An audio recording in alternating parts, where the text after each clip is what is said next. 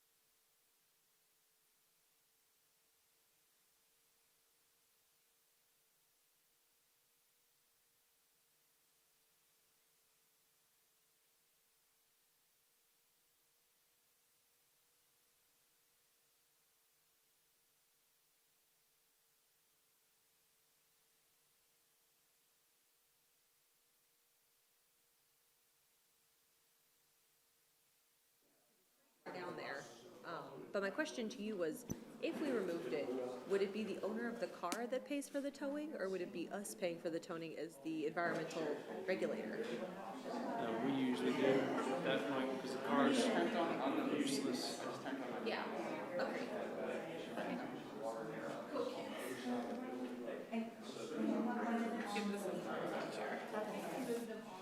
Okay, awesome. Well, it's really not our asset. I was there yesterday. We're looking at like 2 weeks or something probably. Rip out carpet and drywall and stuff. How are you this morning?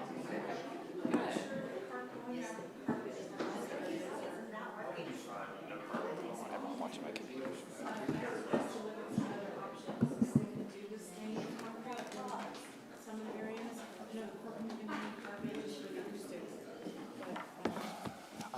I'm absolutely fine with if it's a cost-effective option. This was the problem. The previous leak that took place, They stuck a piece of PVC in the middle of it. yeah, copper, and this was a 2.5 inch, and they put a 2 inch PVC. Are you kidding me? No. So this is what was replaced with. So we're gonna try to claim on the previous Yeah. contractor. Yeah. You heard our whole precinct building flooded. This is our repair job for the original Stick. blowout. Was a contractor. It was before my time. Guys were thinking it was Southwest Plumbing, so I got to find it. Surprised me. Tom Cruise said he thought it was 4 or 5 years ago, maybe 6. I don't know. But, Thank you for bringing that. Linda might know. so, Thank you. Yeah, you tracked it down. now it looks like C3PO.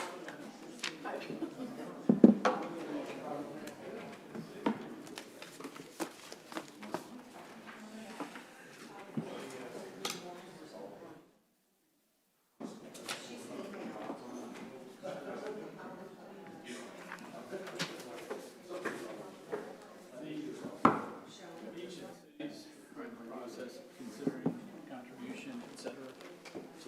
Give them a little time. Yeah, I think what I'll do is I'll try to tell them that we need to know in a week. Yeah. And then if we don't have court, I'll email you. Okay. That's the most efficient way to do it. As long as we appoint someone from within the city, then even if they participate later, it shouldn't be that big of a deal. I mean, just because they did. Hartley, for instance, who I doubt has participated in, you're just gonna go and ask them who they want, probably, aren't you? So it's like, they either get theirs or they get theirs. I'm not. Either they're gonna participate or I'm gonna choose whoever the hell I want to. And make it somebody that doesn't really like it. It'll be somebody in the ETJ. That's the reason I made that comment earlier. Or that request.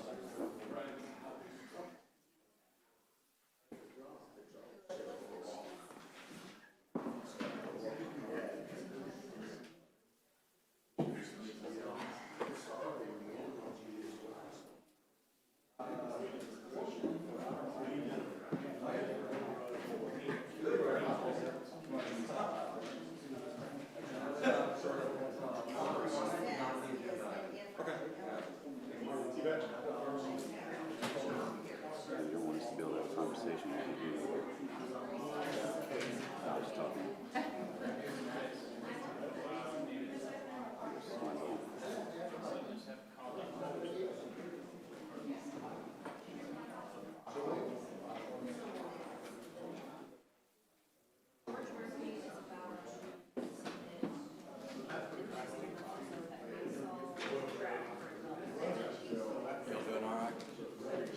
I'd be lying if I said yes. I'd be lying if I said yes.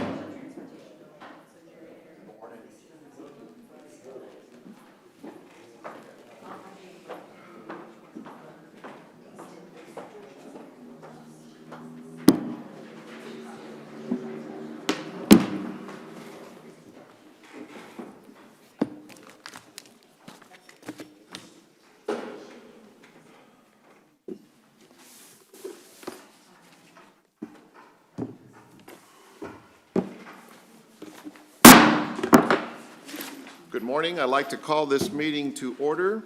This morning's invocation will be led by Chaplain Javier Maldonado of Seventh-day Adventist Church. If you will please all rise.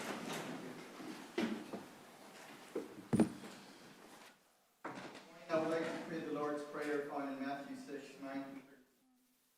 A prayer that for more than 2,000 years has given us peace in the midst of adversity, strength when weak, healing in our brokenness, and courage to move forward when clouded by fear. I pray this for our nation, our country, for every public servant, and those who we are tasked to serve, the poor, the sick. Our Father, who is in heaven, hallowed be your name. Your kingdom come. Your will be done, on earth as it is in heaven. Give us this day our daily bread, and forgive us our debts, as we also forgive our debtors. And do not lead us into temptation, but deliver us from evil. For yours is the kingdom, the power, and the glory forever. Amen. Amen. I pledge allegiance to the flag of the United States of America and to the republic for which it stands, one nation, under God, indivisible, with liberty and justice for all. Honor the Texas flag. I pledge allegiance to thee, Texas, one state, under God, one and indivisible.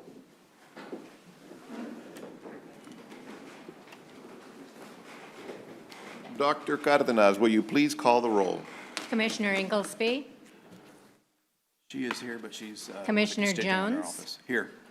Commissioner Shell, Here. Commissioner Smith, Here. and Judge Becerra. Here.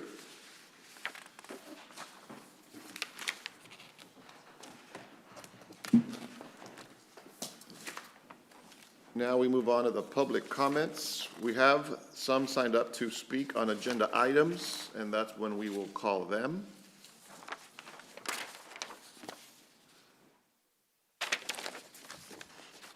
And we have one person to talk in public comments. Those in the audience who have submitted a public participation witness form will now have 3 minutes to speak on non-agenda related topics. Unfortunately, no action may be taken by the court during public comments, as we are expected not to respond. Any questions will be taken as rhetorical. All comments are opinions of the speaker and are not meant to be necessarily construed as truth. Please keep your comments and language civil and respectful, or you will forfeit the remaining time. In the spirit of respect, please silence your cell phones. And first up to speak, Mr. Martinez, do you have a form or something that you're trying to convey? And public comments. Okay, you got it. I'll fix that. I see an efficiency of form, so we'll make sure I do both. Okay. First up, Mr. Dan Lyon. Thank you, Judge Becerra and Commissioners. In these troubled days, a lot has been said about social injustice. Speaking of social injustice, invariably, the topic of wealth disparity arises. No matter how hard government seems to work to solve the problem, poverty is still with us. Where does poverty come from? Many, the socialists and communists included, say that capitalism is the problem. If they are talking about monopolistic capitalism, they might have a point. If they are talking about free enterprise, they couldn't be further from the truth. In a communist country, the party controls everything, so it is responsible for the poverty. In a country like the United States, the people supposedly are able to determine what they do with their own money. Now for a reality check. It is estimated that the average U.S. citizen pays 60% of their income in taxes. It is strange how our Heavenly Father can run His programs for 10% of our income, but our little g God called government needs 60%. It does not solve the problem. This is a larger percentage than medieval serfs had taken from their wages. This begs the question, couldn't a great deal of poverty be eliminated if we just allowed people to keep more of their own money? The government assures us that that this is simplistic, and we don't have the knowledge nor the intelligence to manage our own money. But I have recently had an epiphany. Government can't manage our money either. Then I finally realized, since my money is squandered by government, then government causes poverty. There will be a wave of property foreclosures in 2021. And what has the commissioners? They have taken an additional $500,000 from our taxes and given it to the Greater San Marcos Partnership, a private group, the meetings of which you and I are not welcome to attend. Let's get to the disbursements. Burnett County Treasurer, April 2020 inmate housing jail, $60,165. Fort Bend County Treasurer, April 2020 inmate housing for the jail, a whopping $128,590. Inmate Services Court, inmate transportation for the jail, $944. Let's see, we've got Walker County Treasurer, April 2020 inmate housing, $1,170. And last but not least, WellPath LLC, July 2020 healthcare for the jail inmates, a whopping $153,138.19. And thank you very much. Thank you, sir. Next up, we have Mr. I'm still thinking about Mr. Dan Lyon. Next up, we have Mr. Eric Martinez.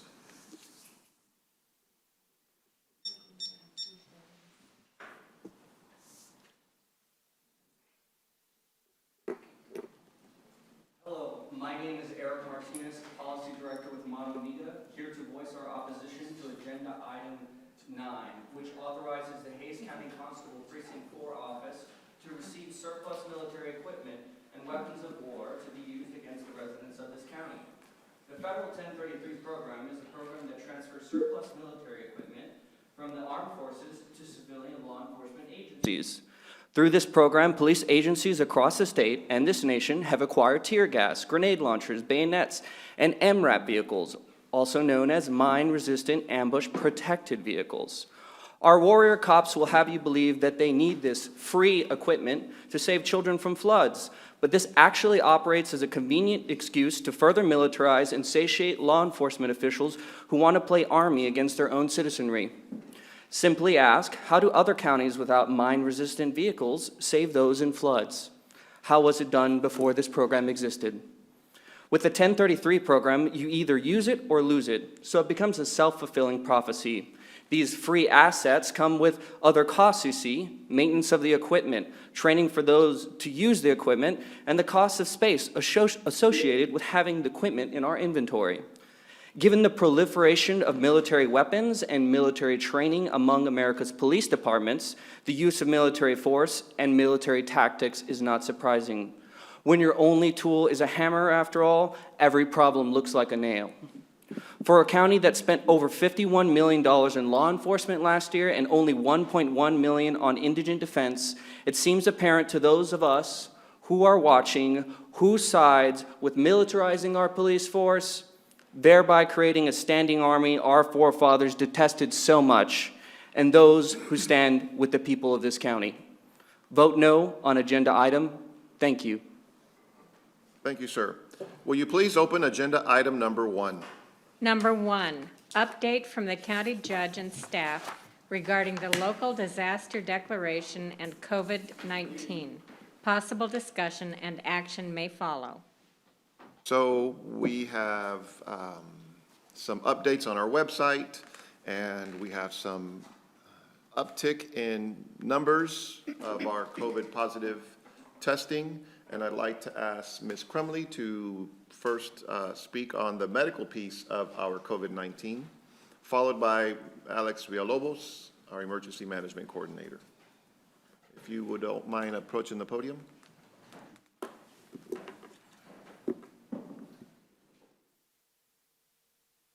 Good morning. Just an update on the testing numbers. Again, we give this weekly.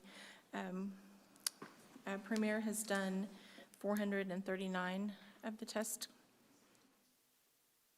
at the health department. We've taken 100. Ma'am, time's up. Just kidding.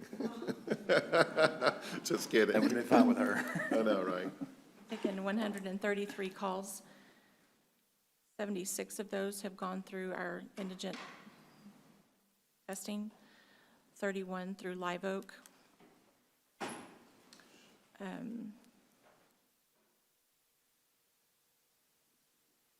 That's 546 tests. We have 754 remaining.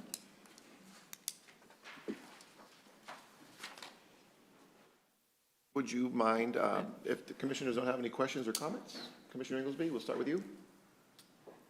So we saw a pretty large increase of positive testing yesterday, Tammy, and I guess some of that may be due to the continuous reopening of our state and county and nation. And so I guess my question is, I know we were providing testing, trying to get out the information, and I guess we are seeing people come in and requesting tests, or are we seeing a larger number of request tests, and maybe from areas that we hadn't previously? They're testing at the other facilities. I mean, our numbers have picked up. We took quite a few calls yesterday that aren't included in this number, just they haven't made any appointments yet for those. The uptick was, I think, from a variety of different testing locations, not necessarily these numbers. And I think you'll see in the daily report that Eric gives that the age bracket that is increasing is that 20 to 29-year-old bracket, and I'd seem to be the most active group. Okay, and I know that we've done a round of outreach. Yes. And so are we planning any others maybe at a certain time? Yes, we'll continue to do outreach in the Kyle, and then we have some planned in the San Marcos area. Again, I mean, we've done quite a bit, but we'll continue to do that. And I appreciate the work that y'all are doing. Thank you. Printing some additional materials and stuff. Commissioners, comments? Thanks. What about can you speak on the updates that have been done to the website? I know that many hands have gone on promoting it and building it and creating the information that's on here, heavily requested. Could you speak on that and what a great contribution that is to our information sharing? We have a limited staff at the health department, so we're working to include the race and ethnicity portion on the dashboard. We don't do the dashboard ourselves. The city of San Marcos does that, so we'll work with them on getting those that category included and updated. Have that done. And will that be updated moving forward daily with the numbers? Yes, it'll be part of the Perfect. update. Good, good. If there are no other questions for Ms. Crumley, I'll move to Mr. Villalobos. Thank you, ma'am.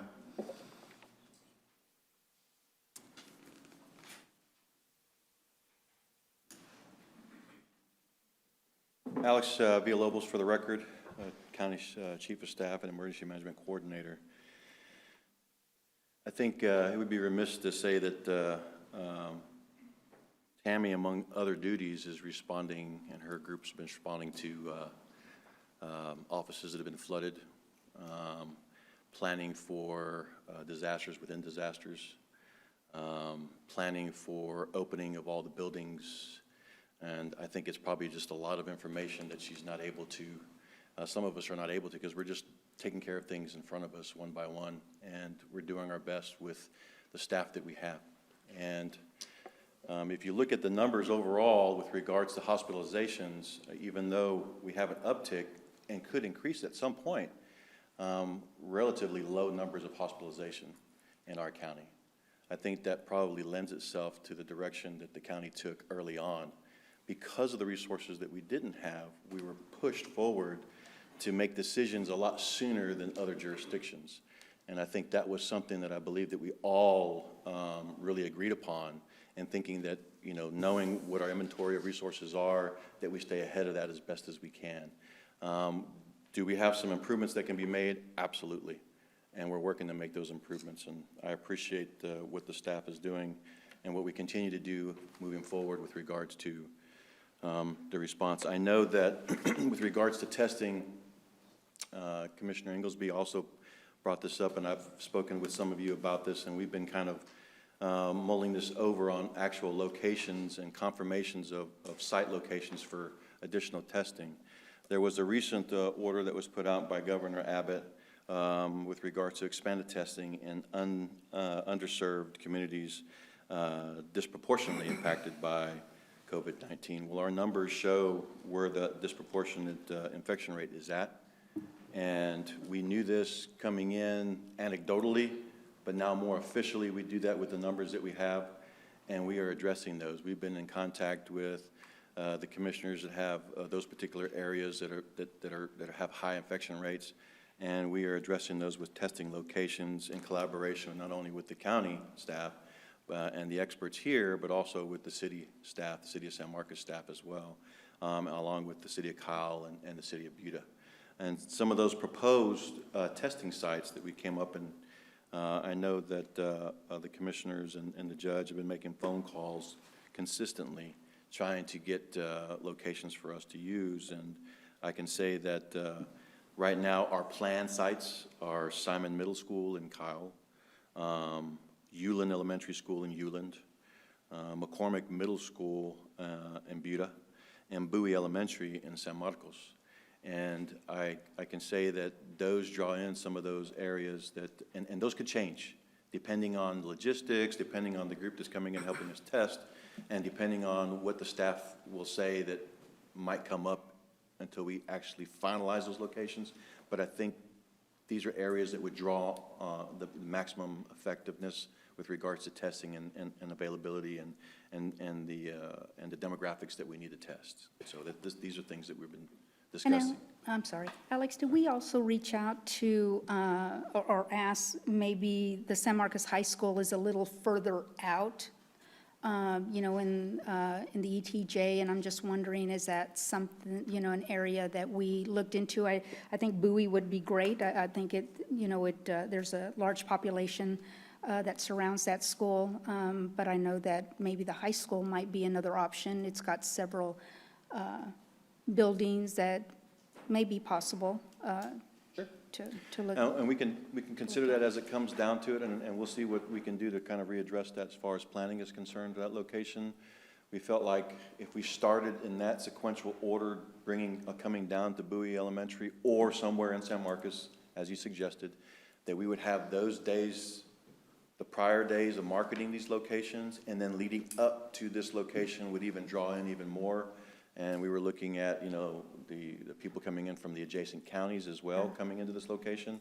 And that would really highlight and really, you know, voice those concerns. And people are going to ask lots of questions. So by that time, I think we're probably going to get a good response to any location that we put out there, but we'll consider the high school. Tammy? When we considered Bowie, it was in that neighborhood within walking distance. Right. And the high school being just across the highway. It will capture another set of homes and stuff, but Bowie it seemed to be, it would capture a larger population. You're right. I was thinking of the old Bowie location, Where my which kids is went to now, school. yeah, where I went to school. Yeah, and which is now Bonham. New Bowie's across the yes, street from the high school. That's right. I apologize for Just that wanted to mix-up. clarify why that was. Okay, yes, absolutely. That's my fault. Yeah, no. That, So in direct correlation with the order from the governor and also support, we're working with the National Guard with support of both some of our continued support with our local health department and also with CPL Labs as well. I know that we continue to have that support. They are concerned and they want to help us out and be successful in the overall testing. And then it's also about servicing and turnaround time on testing too. So we're working with the National Guard. Robbie Barrera, who's our regional rep for TDM, is also working with us consistently and making sure that we're highlighted. We were the first ones to provide, as soon as it was available, first ones to provide the locations, addresses, dates, and already had facility use agreements with Hayes Consolidated Independent School District. I've already given them to Max Cleaver. And then we'll start working on the agreement with San Marcos Independent School District for that location too. Also, it's been some, with regards to planning for COVID and response and coordination, planning for response and a disaster within a disaster, there's been quite a few conversations about that. And then coordinating testing sites. And then also coordinating delivery of all supplies throughout the county. On my spare time, I've been looking at the FAQs for the CARES Act dollars. And have been closely monitoring some of our larger counties that have put in programs. And we had probably a 2-hour discussion, myself and the county judge, in reaching out to some of those counties directly to the county judges in those locations that were putting out programs utilizing the CARES Act dollars. And we've been able to nail down some of their programs. One of the ones that I've been having, quite a few conversations and trying to get to the point where we can get a plan in place was a program that's a rental, mortgage, and utility assistance program using CARE dollars.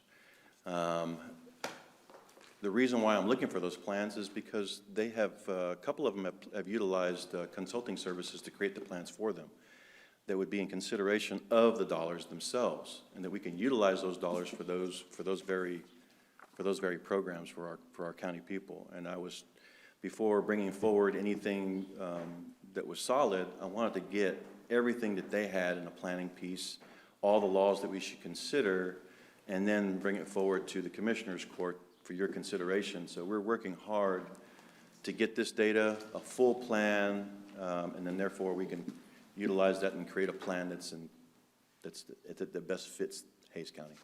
So we are actively working on that. I've been speaking or actually in conversations with a couple of different officials of Fort Bend County back and forth, and I'm trying to get as much detail as I possibly can to hand it over to all of you for some further guidance with regards to recovery in those particular areas. That is one of the areas that the CARES Act dollars can allow us to be used. Any questions for Mr. Villalobos? End of my report for now. Alex, I was just going to ask, I know that Rancho Vista is not in Hays County, but they go to school here.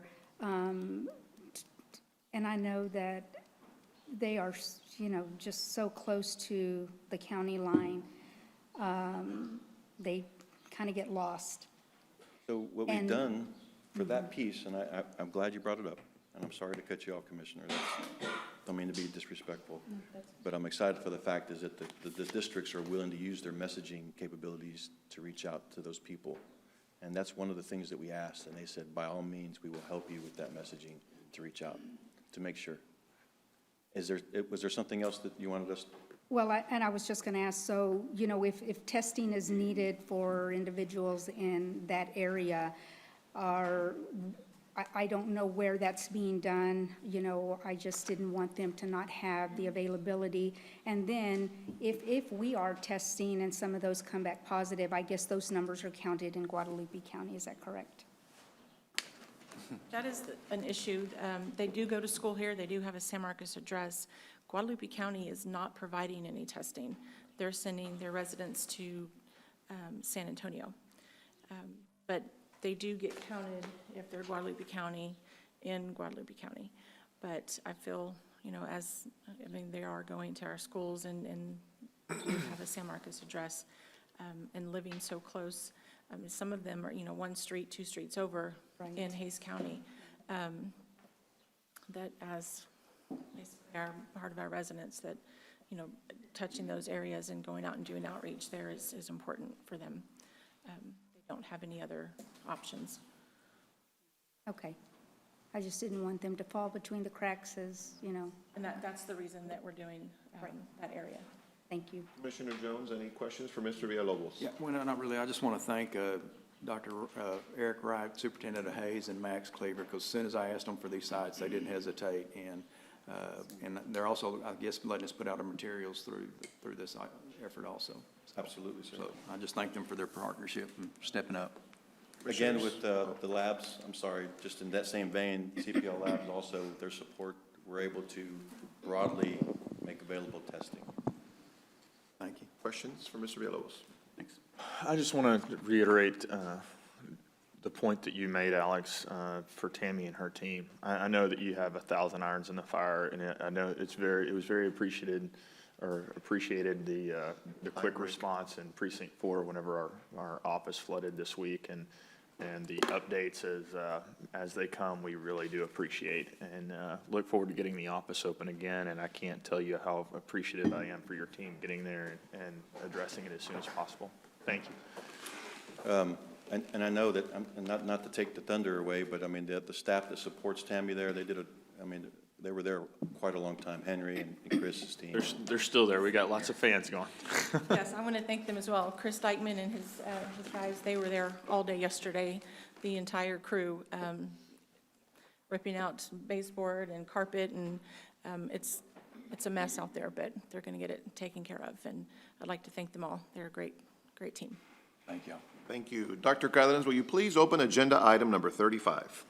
Which one? 35. Number 3. No. 35. Oh, 35. Sorry about that. 35, discussion related to the Hays County inmate population to include current population counts and costs. So the sheriff's office sends my office a report weekly to read here in court for the public to understand a little more of what is going on in our county jail. And I want to thank the sheriff for putting out that report to my office so that I could read it here today. Our jail capacity report reads, Hays County's current maximum jail capacity is 362 inmates. Jail Standards recommends holding approximately 10% of capacity open. That lowers our capacity to 311.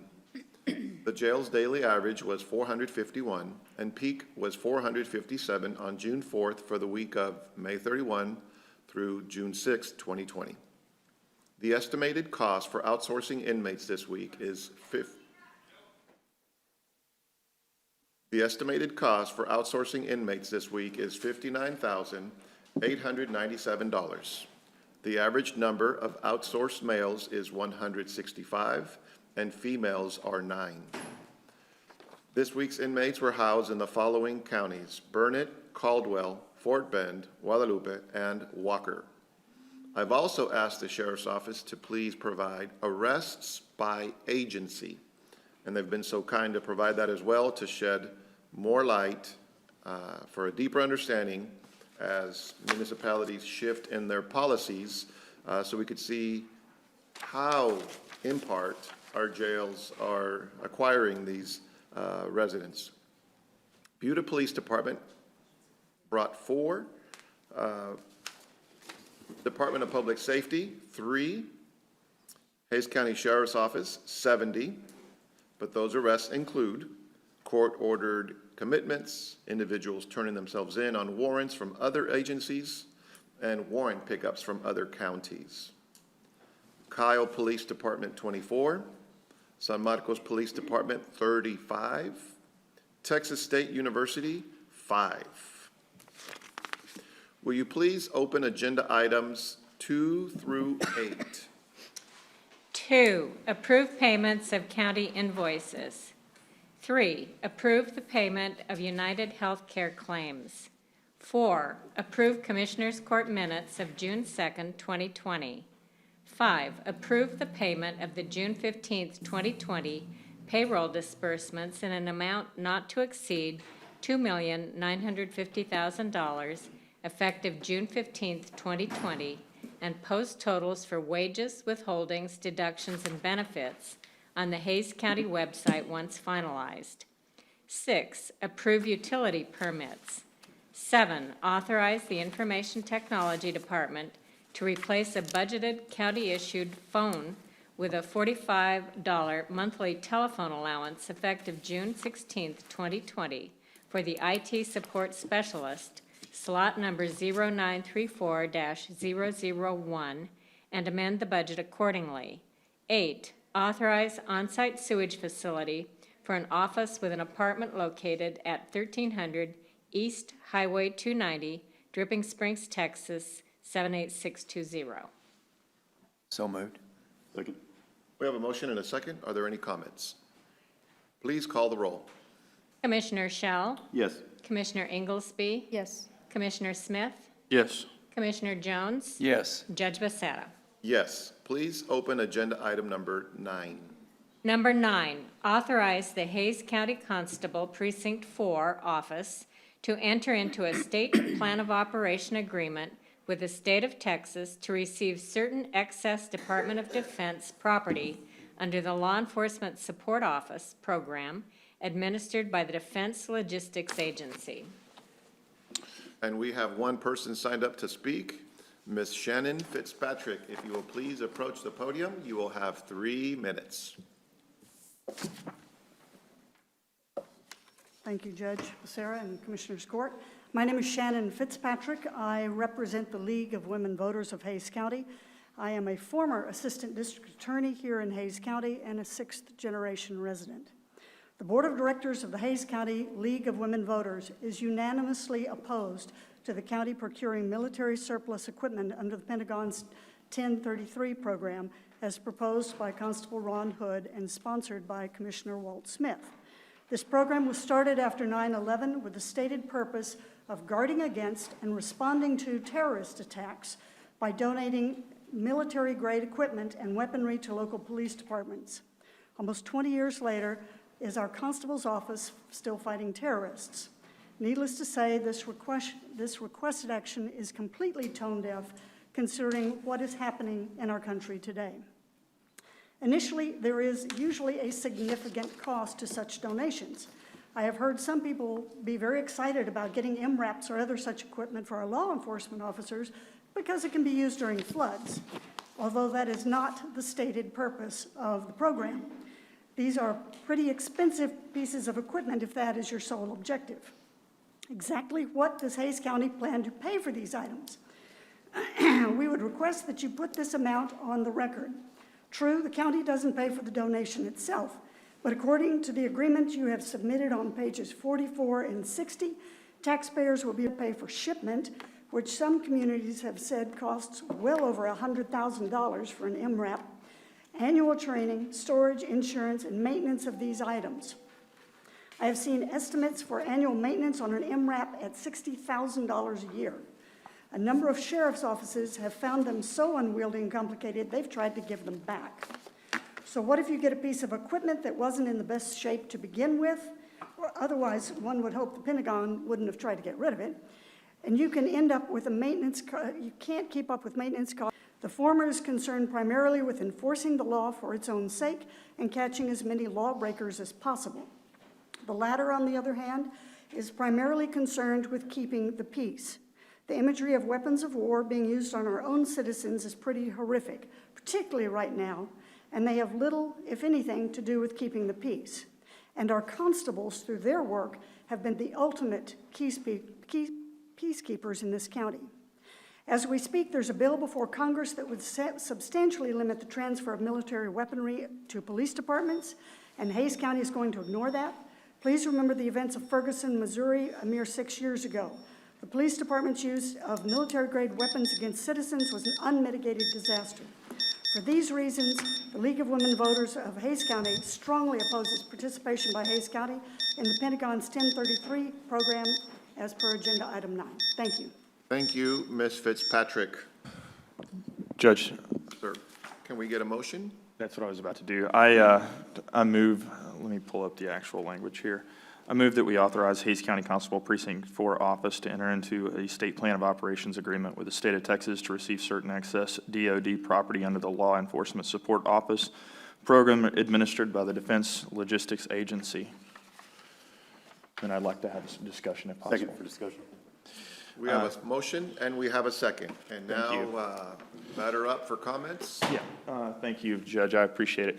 I think that number one, I want to say thank you for staying for the actual conversation related to the agenda item. I think that this is a conversation that since I've been here the last year and a half, and the judge, since you've been here the last year and a half, We've had this conversation probably, I think, 5, 6 times on this very specific program.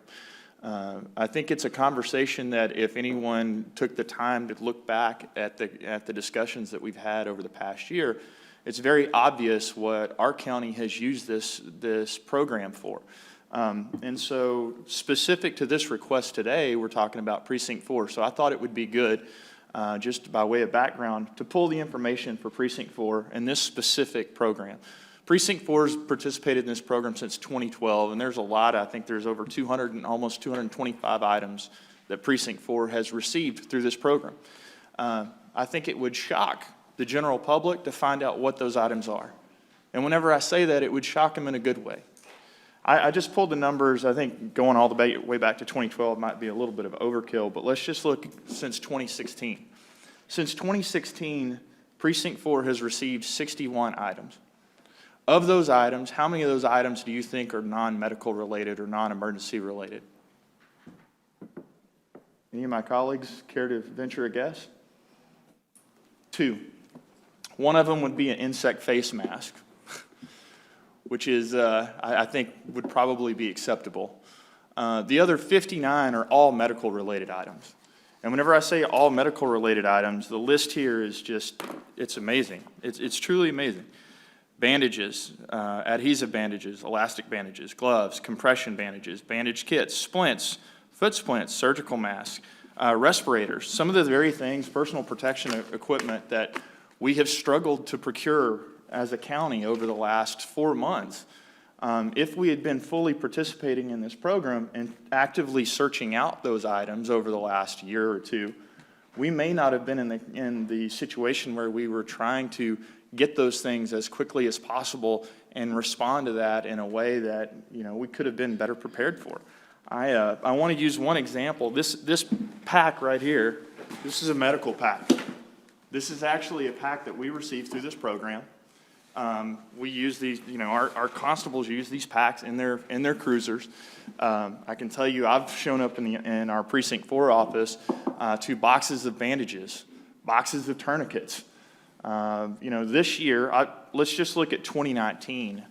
In 2019, the constable's office actually procured 4 total items.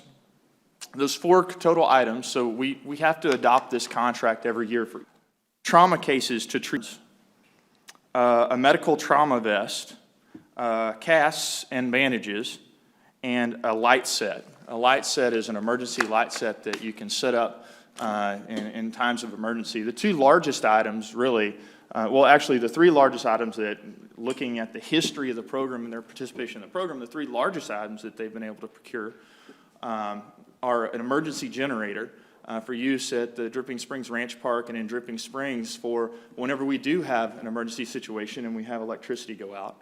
This light set that I mentioned, and then a surplus mule, Kawasaki mule to be able to, you know, to use during these situations. I would like if you could bring up, I have a PowerPoint presentation, and I want to talk to you specifically about one of the items that one of the previous speakers brought up and why it's important to me. And if y'all were here last year when we had this conversation, this is specifically why it's very important to me. In May of last year, the first week of May, you may not remember this, but we had a major flood event in Dripping Springs, Texas. And whenever I say major flood event, we had about 4 or 4.5 foot of water in downtown Dripping Springs. And unlike most places where we have flooding, where it's gradual, it comes over time, and then it stays there for a week or 2 weeks until it dries out, we get all of it in about 15 minutes. It all gets there, it's gone in 3 hours, but if you can't respond within that 3-hour period, then you're going to have loss of life. The Springs Apartments are a low-income apartment complex, subsidized apartment complex on the west side of town. There is no entity in our community which was hit harder than the Springs Apartment Complex. When the Springs apartment complex got hit, what do you know about individuals who have disabilities and individuals who can't necessarily take care of themselves? Where do they live? They don't live on the second floor. They live on the first floor. They live where they can get in and out, where there's wheelchair access, or whether there's motor scooter access, or where they can get to their vehicle in a quick way. In the Springs apartment complex, that's where those persons in most need of care lived. We couldn't get to those people. There were 3 foot of water there within about 15 minutes. In speaking with the City of Dripping Springs Emergency Management, you know what they said? We would love to have a vehicle at some point that we could go in and pull those people out while the floodwaters are rising, because we don't have anything like that. When we had this conversation last year, we talked about looking for one. To the point one of the speakers made earlier, the equipment that comes in isn't necessarily the best equipment at times. Sometimes it's brand new, in the package, never been opened.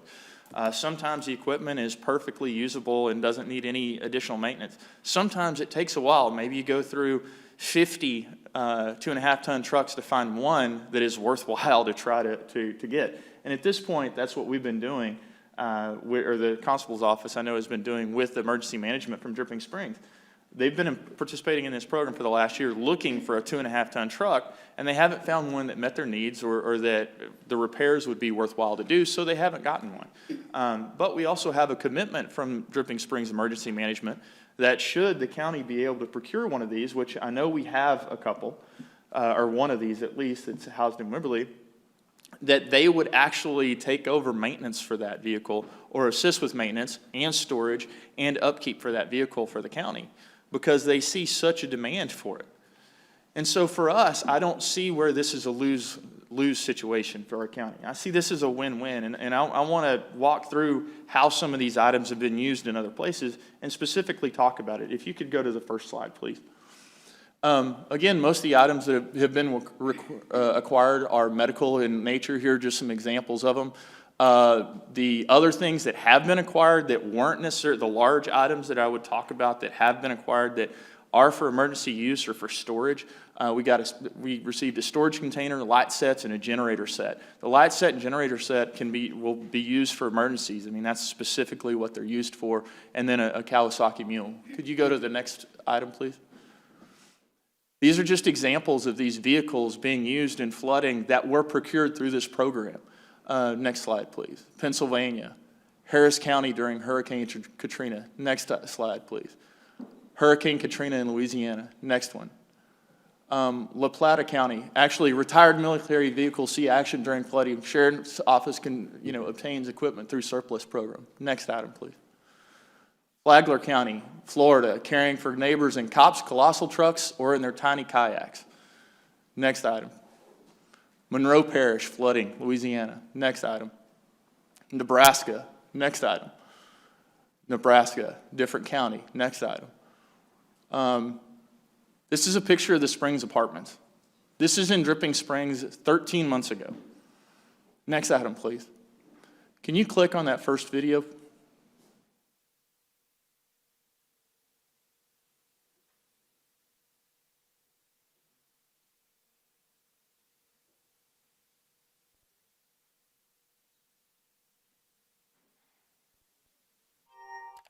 Get a real-time bird's-eye view of your projects. Create project plans in one click. Click skip ad at the bottom, please. You got to feel for the people who got so much rain on Friday night, because flood cleanup continues still in Dripping Springs, including at an apartment complex where they had several inches of water in some spots. Luis De Leon spoke to the people living there who say the community support is what's helping them get through this. And I could hear like water running. I've never been scared of anything, but Friday I was scared of that water. The Springs apartment complex in Dripping Springs was one of many areas that dealt with this major flooding Friday night. We had to barricade our house with blankets. And other neighbors say they had to do the same. You can see these pictures showing at least a foot of rain covering the parking lot, flooding some cars. It didn't take but that long for it to just overcome with water. Your mind won't go there, to believe that water's going to start seeping in. But it did. Jennifer Calais lives on the ground floor. At the end of all of it, we had about 4 inches in our apartment. It was the most scared I've ever been in my life. Overall, she says they lost just rugs and carpets, the family portraits spared. While others may not have been so lucky, many residents here say the community outpouring has helped. The support was what helped carry us through everything. And they say multiple churches, the Red Cross, even total strangers have all pitched in. We kind of banded together, whenever things happen. These guys around here, they have a good spirit. It's a good vibe here in Dripping Springs. Everybody just working together, In Dripping Springs, Luis De Leon, KVUE News. If you could exit it, I'm going to ask you to click the last link, and then I'm going to wrap up. I appreciate it. I just want to get this last item is just this is a Facebook post of a resident during that flood, and this is what they were trying to get out of. It's not coming up. Oh, there it is. This is someone from their front porch in the Springs Apartments. Se salió todo el río. Nosotros estamos. ¿Qué daño puede causar la motor? Y le han traído el motor para llevar los dos, el suyo y el mío. Es bastante con eso.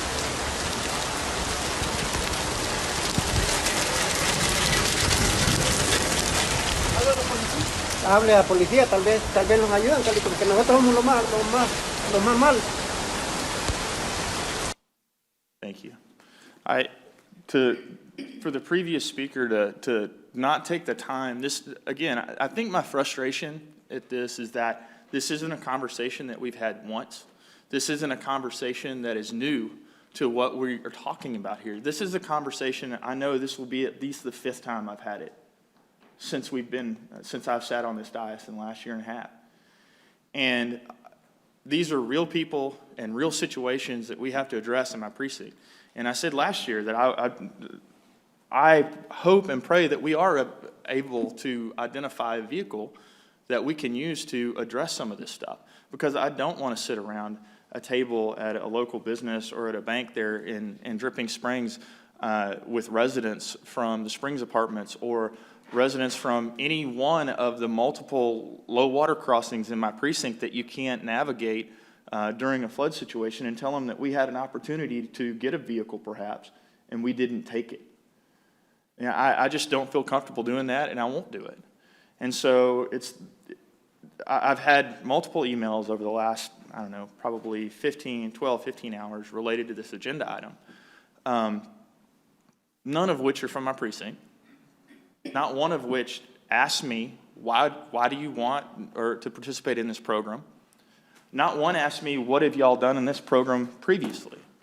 Not one had management folks from throughout the county, and I see Mike Jones here. I would love to know countywide, and I don't think this is something that he would have, but he would probably be able to speak to, countywide, how many emergency items and medical items such as this we get from this program. That being said, I would welcome any comments or questions from my colleagues on this item. Commissioners, I'm about to call the constable up. Okay, well, I was going to ask if Mike Jones had any comments to make. I'm going to start with the constable. Constable Hood, would you please approach the podium?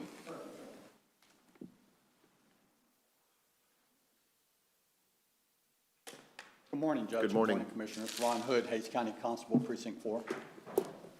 Would you expand, we heard our Commissioner Smith describe the 1033 program and that we've signed up for it in the past and we've participated, and then heard, had we participated, we wouldn't have PPP problems as much, maybe potentially.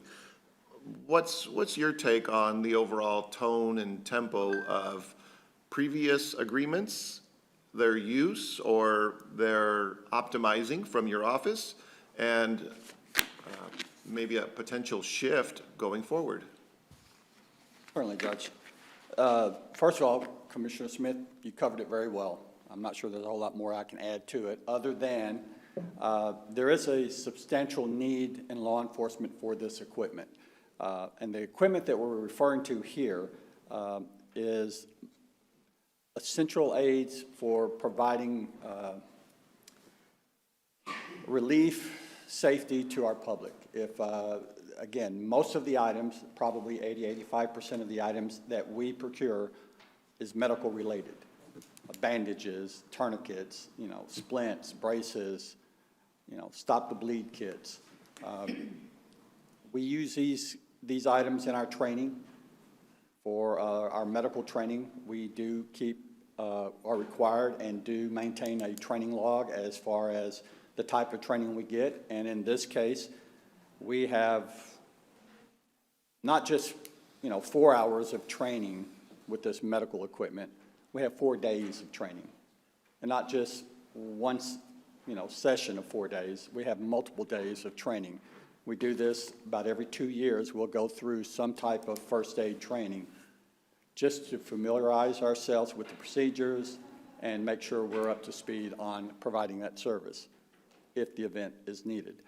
The equipment that we are procuring isn't your assault rifles, isn't your weapons, isn't your MRAPs.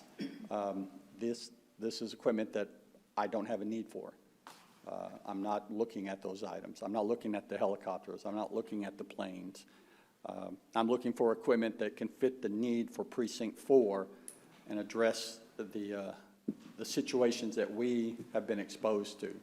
As a result, we procure this equipment. Majority of it is being first aid. And it's a case of we're wanting it, not to stockpile, but it's better to have it and not need it than need it, not have it. So we do have some equipment. My office is probably one of the best as far as being prepared.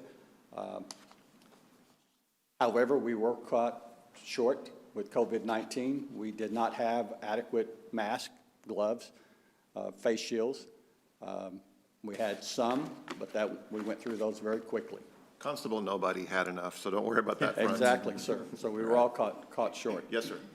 So this is a great program for the county. I believe used right, getting the right equipment for whatever those offices' needs are, it's a huge benefit to the county. As far as the cost to the county, the majority of these items are procured locally. I mean, I'll drive to San Antonio or Fort Hood to pick these items up.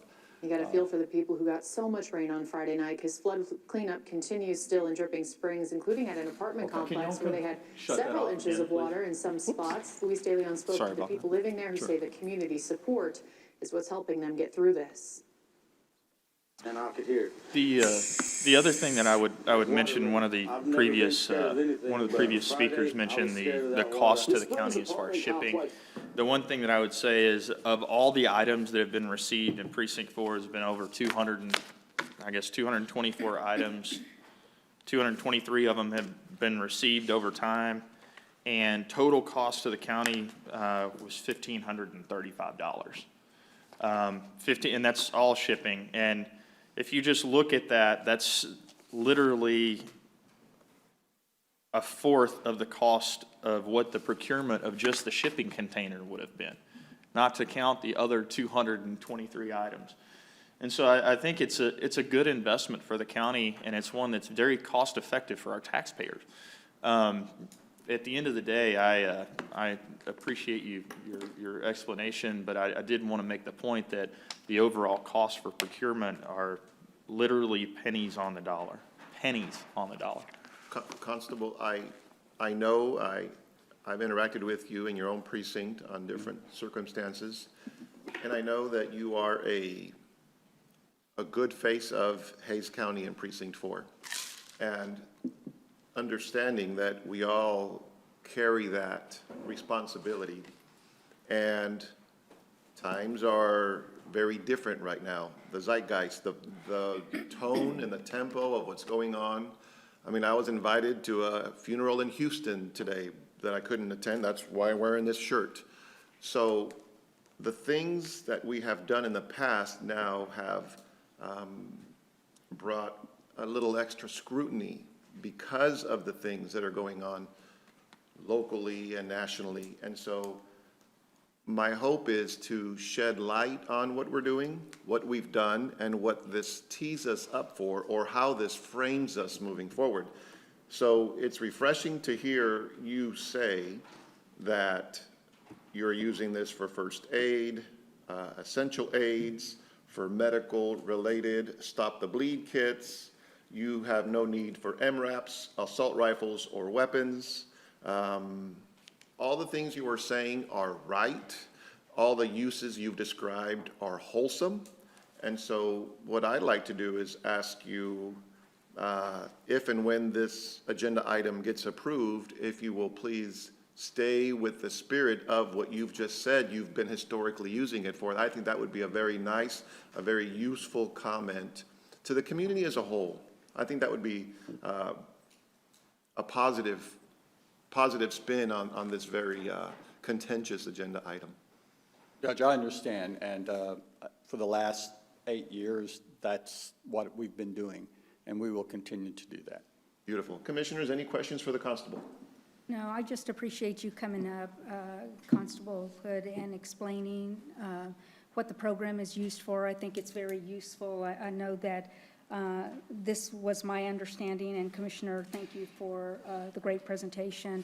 Is my understanding what we use the items that are available to us on this surplus program for.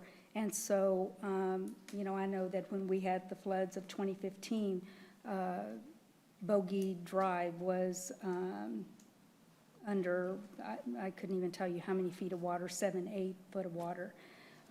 And we used some equipment to help get those individuals out. And so I'm very thankful that, you know, we're able to provide necessary equipment to help save lives in our county. And so thank you.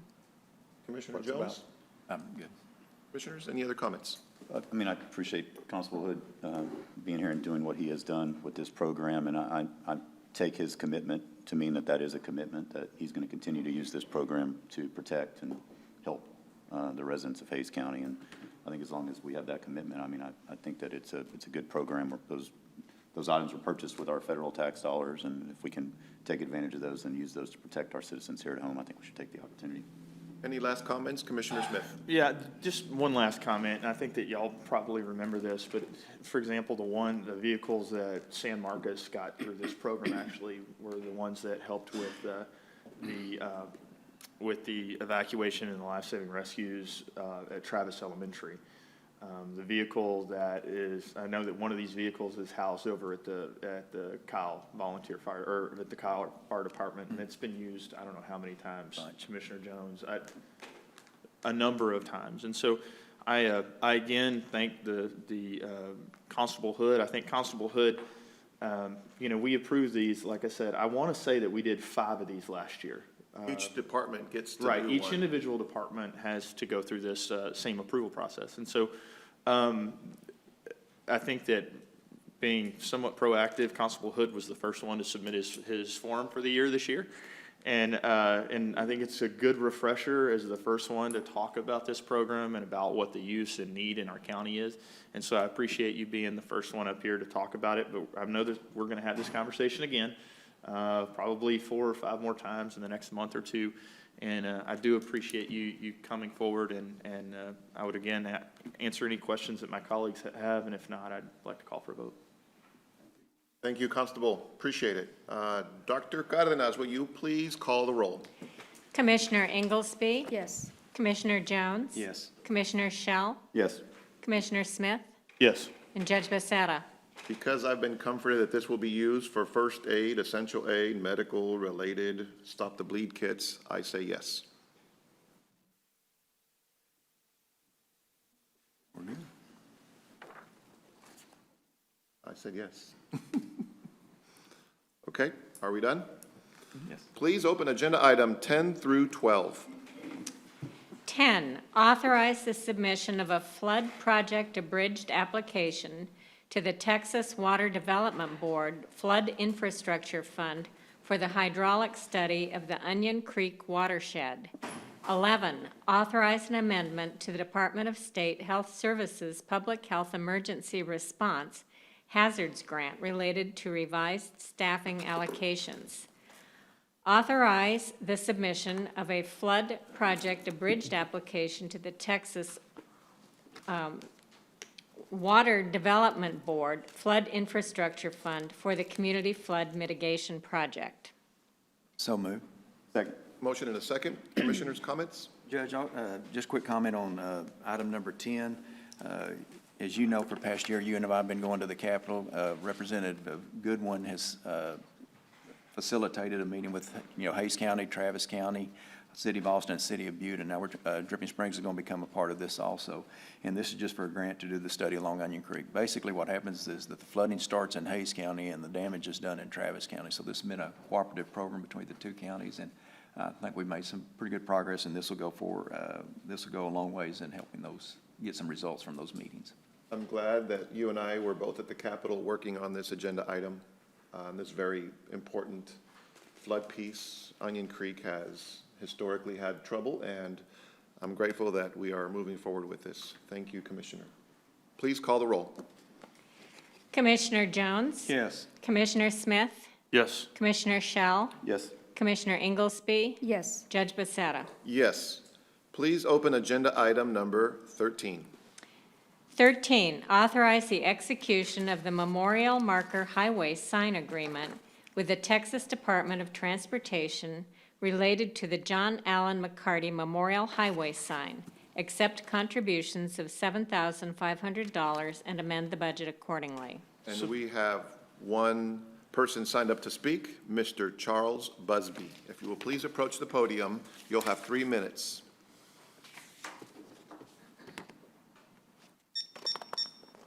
I want to start by thanking the Commissioners Court and also prior Commissioners Courts because I've been working on this for a couple of years now. But thank you for allowing us to dedicate a portion of Highway 290 from Dripping Springs out to the west to Blanco County as the John Allen McCarty Memorial Highway. John, was a local hero. He was born in 1915 at his ranch, family's ranch in Henley. 1941, entered the U.S. Army, was sent over to the Philippines. In 1942, he was captured and forced to participate in the infamous Bataan Death March by the Japanese Army. It was interred in Cabanatuan, prisoner of war camp, until his rescue in 1945. Mr. McCarty hasn't had anything dedicated in his honor for the extent of his service. He passed away in 2003.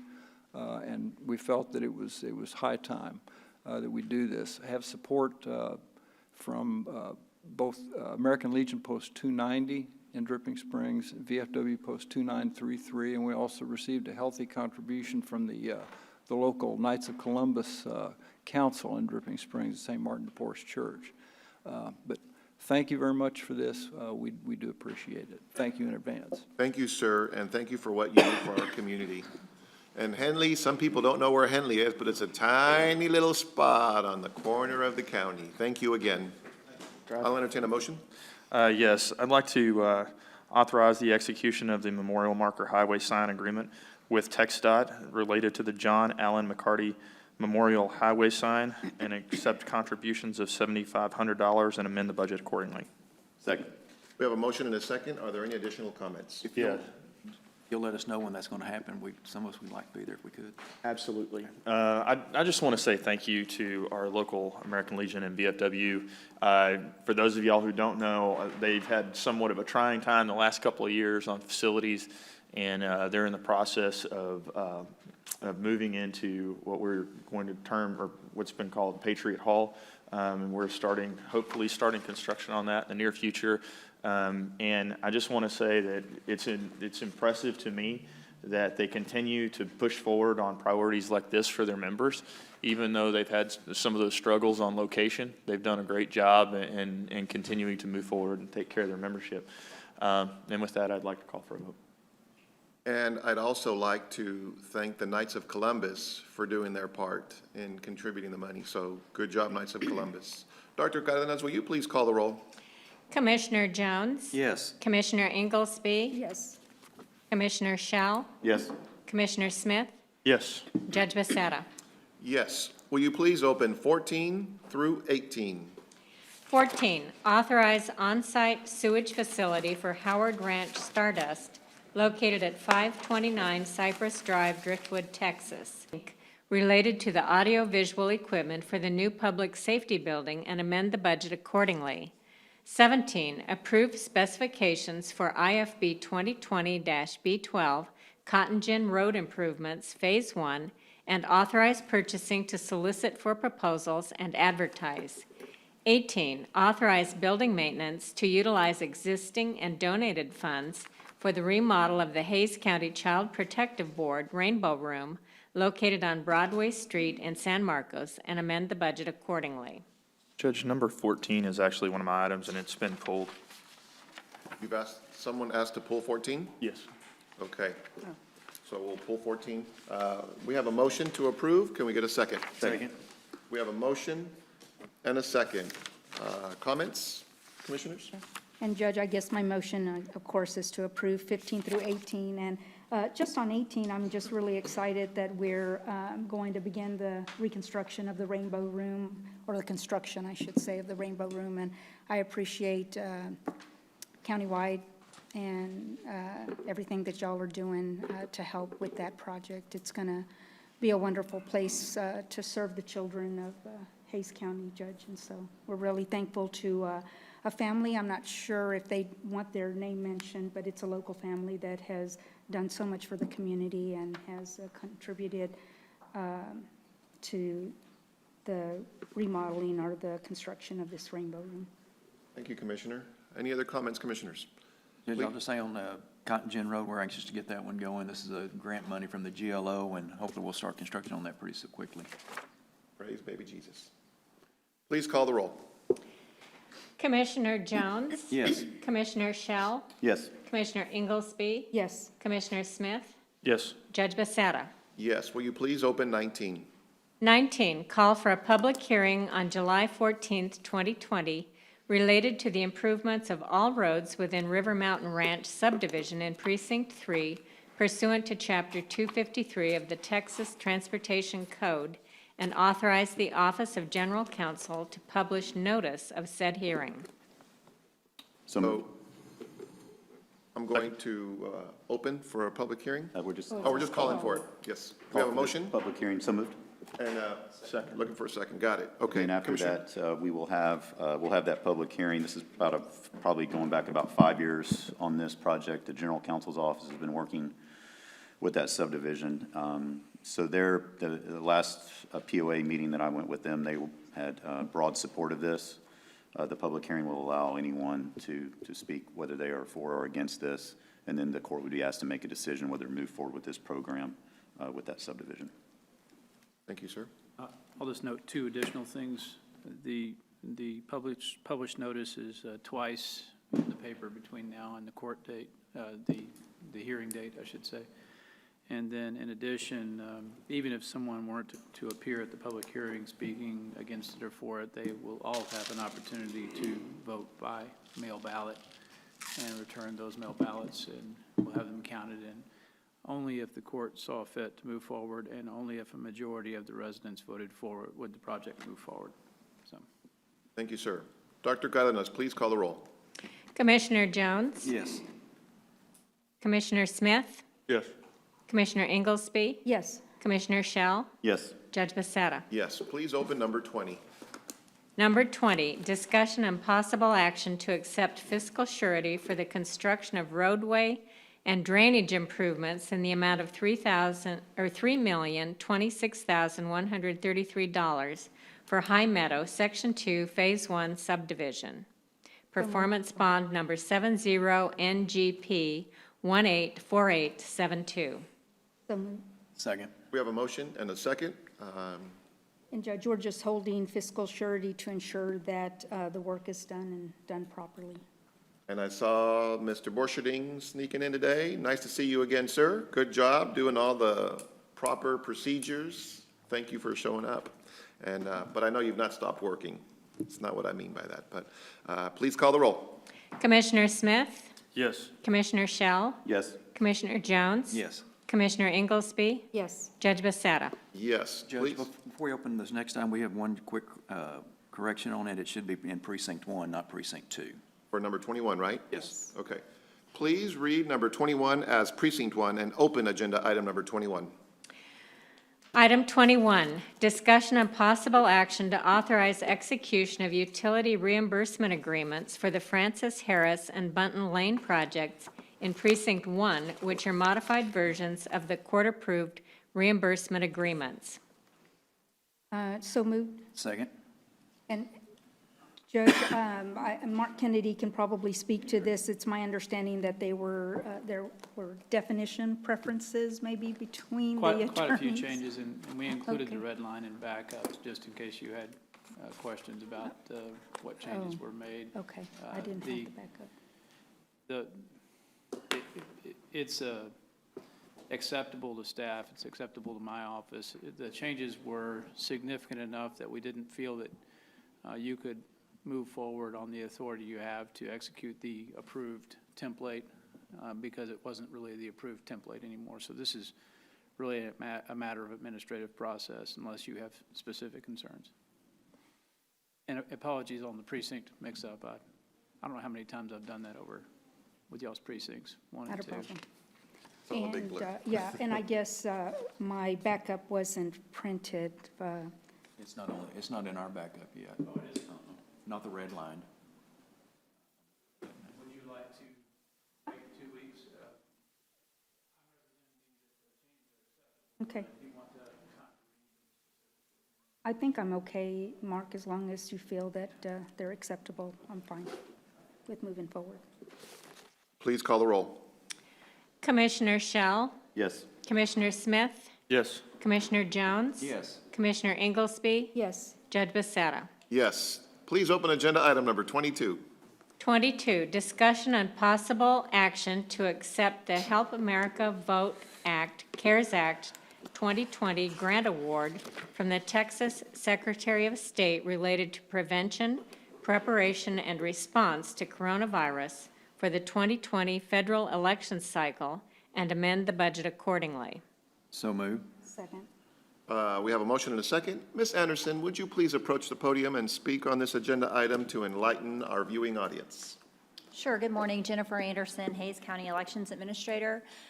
Judge, this is just more of the same from last week where you guys approved the resolution for this money. Vicki and I have been working on budgeting that money and so that we could amend the budget accordingly and accept these funds. And so that's what the item today is.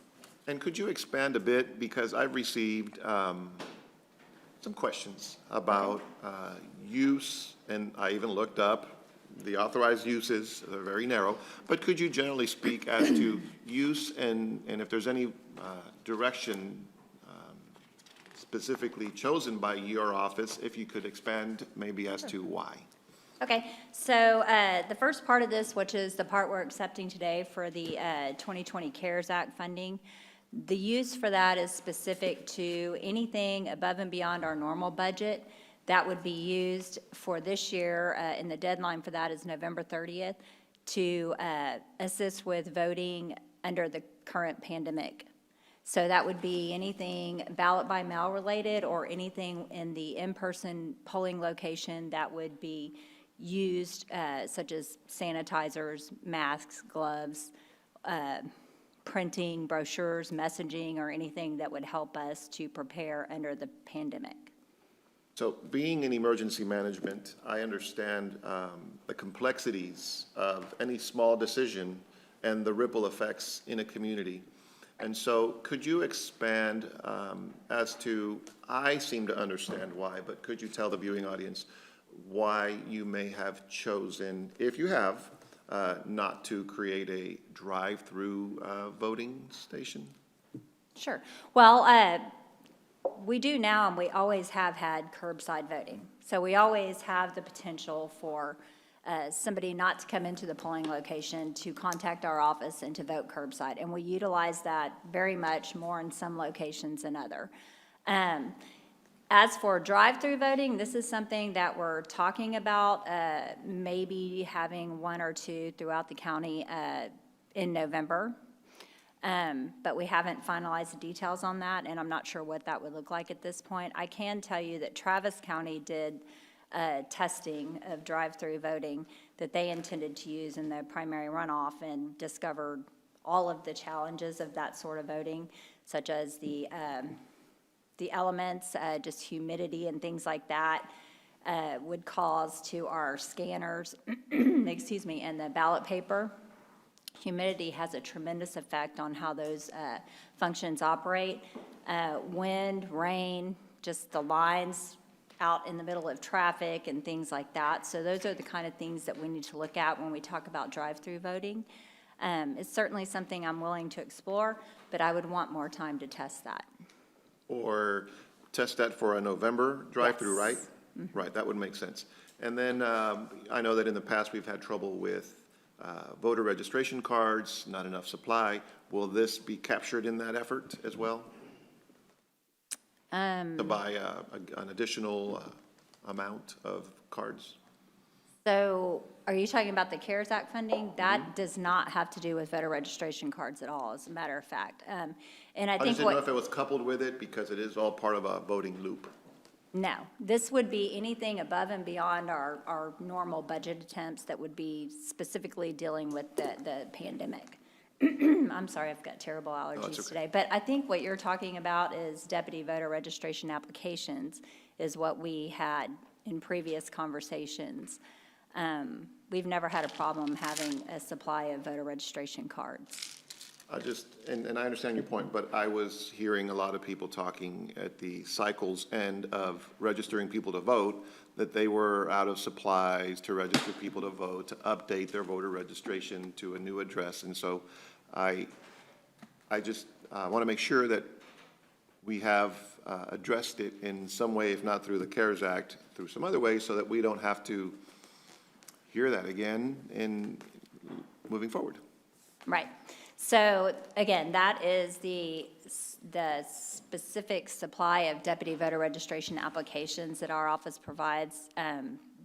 Regular voter registration applications, we have plenty of a supply of those. Okay. Commissioners, any questions for Ms. Anderson? I think you answered them, Jennifer. Again, as I was looking at the budget amendment, $30,000 for postage, so I think we are going to see an increase in vote by mail. And so I think that's, we'll see a surge in that. The PP&E supplies, do we feel confident that we can obtain those supplies? I know that, we've had shortages, looking ourselves for that. Do you think we'll be able to acquire those?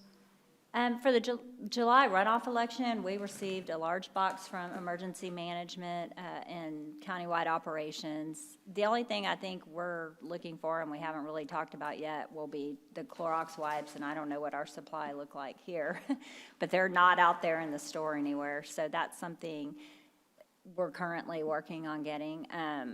And this is, I think we're set for July.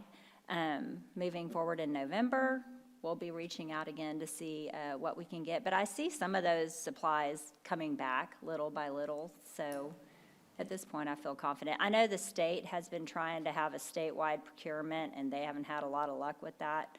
But I think it's an effort that's going to be ongoing.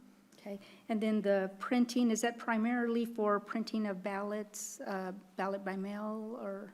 So a lot of that printing can be used in different ways, because we're preparing several different ways to meet the challenges for ballot by mail, and it depends on the amounts that we get. We're right now in the middle of the RFP process for ballot by mail service, which is an all-inclusive service. We hope not to utilize that unless we just get, the 23,000 or so that we could get request, then we would have to utilize that. In addition, we're preparing for just securing services just to have ballots printed, and then we would continue to stuff the envelopes and mail out the ballots in our office. And then thirdly, we would continue to do just what we're doing, which is, start to finish in our office. And just one last question. I know that we'll have the runoff in July. Are we seeing an increased number of applications coming in already for mail-in ballots?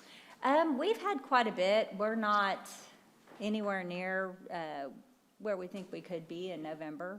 But for primary runoff, we have quite a bit. And I don't have the exact numbers with me, but I'll be happy to send those out to Judge Becerra or to Mr. Kennedy, and he can disperse those to all of y'all. I was just wondering if we've seen an uptick in the numbers that we, have had previously. I think we do have a higher amount for the primary runoff, but a lot of that, I think, is because a lot of it is annual. We haven't received all those ballots back. That'll be really telling of where we are if we receive those ballots back. You're welcome. Good, thank you. Commissioners? I did have a couple of questions that, relative to the funding that is available, and it was formula-based, wasn't it?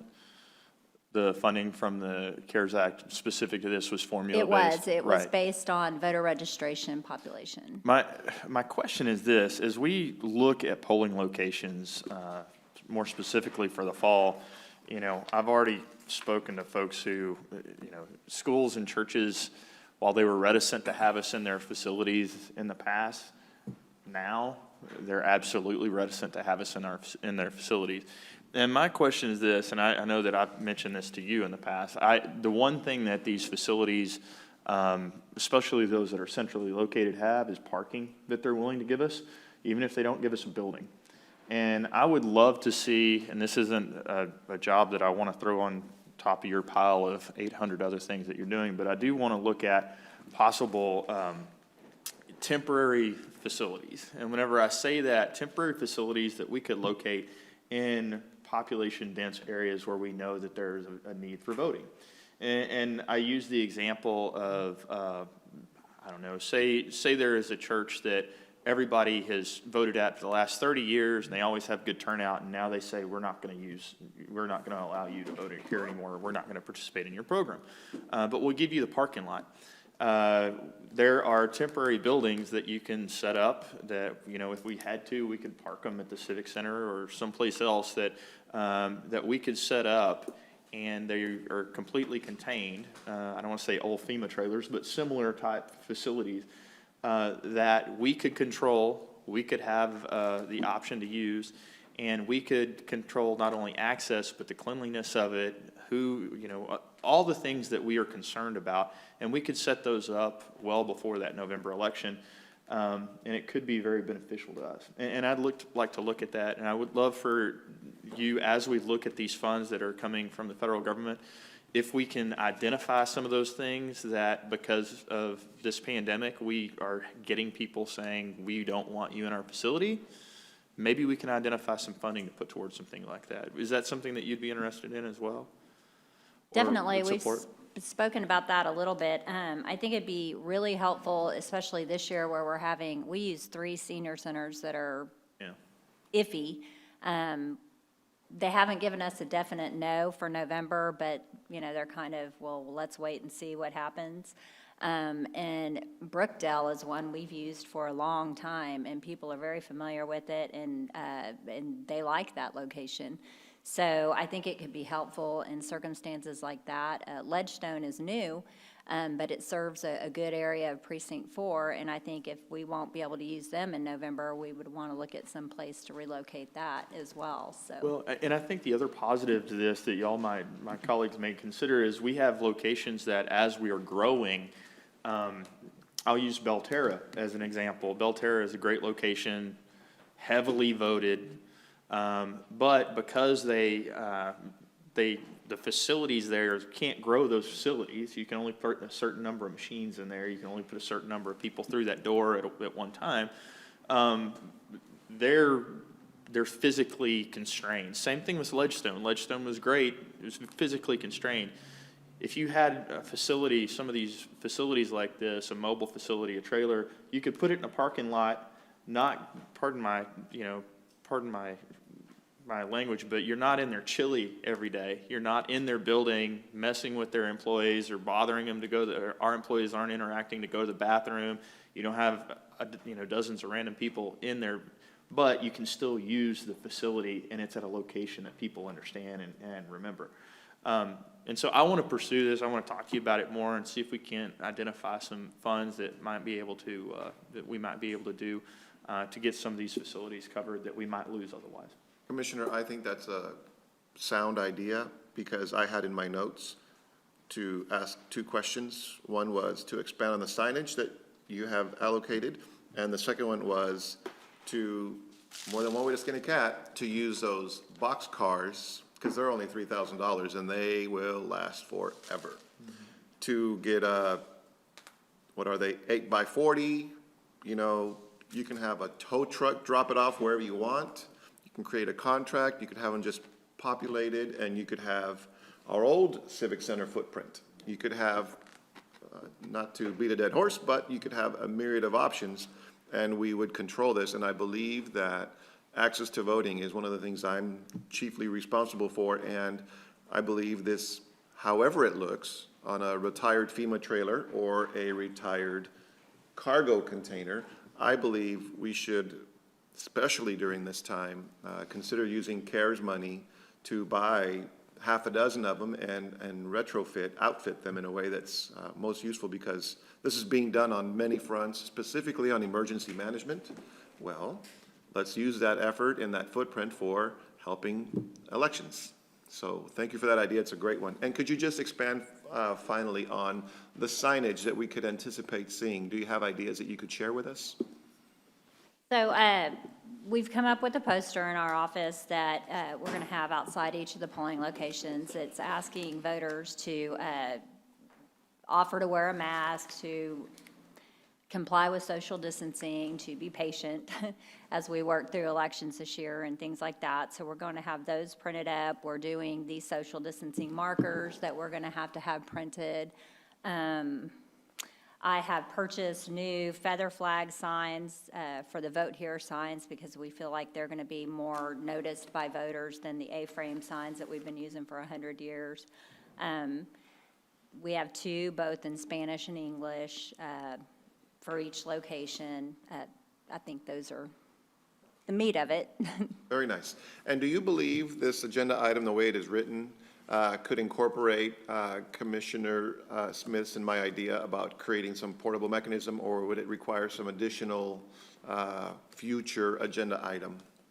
For the portable voting? Yes. I don't know. I would need to talk to Vicki about that. So we've identified an allocation of this money already, and so we would need to look at that further to see, particularly at the numbers you just quoted, to see where we might be able to put that in. Okay, wonderful. Judge, I would just say, looking at the budget that they have here, I think it's a pretty substantial budget for direct needs, but I would be more than willing to and happy to work to try to find and identify grant money to do that. So that's beautiful. Outside the Commissioner? I just had a follow-up question, and it actually goes to countywide operations, if I'm allowed to ask that question, Mr. Kennedy. I know we've talked about it for a while, and it just kind of came up. Remember the Brown Distributing building. Have we had any movement? What was that? It is no longer. But Commissioner, I did look at that, and I did inquire about it. It was about 10,000 square feet, which is what we currently utilize at the government center, which we're already growing out of. And it was a little over $1 million, and it didn't have very good parking. There were quite a few areas that I just don't know that it would have been.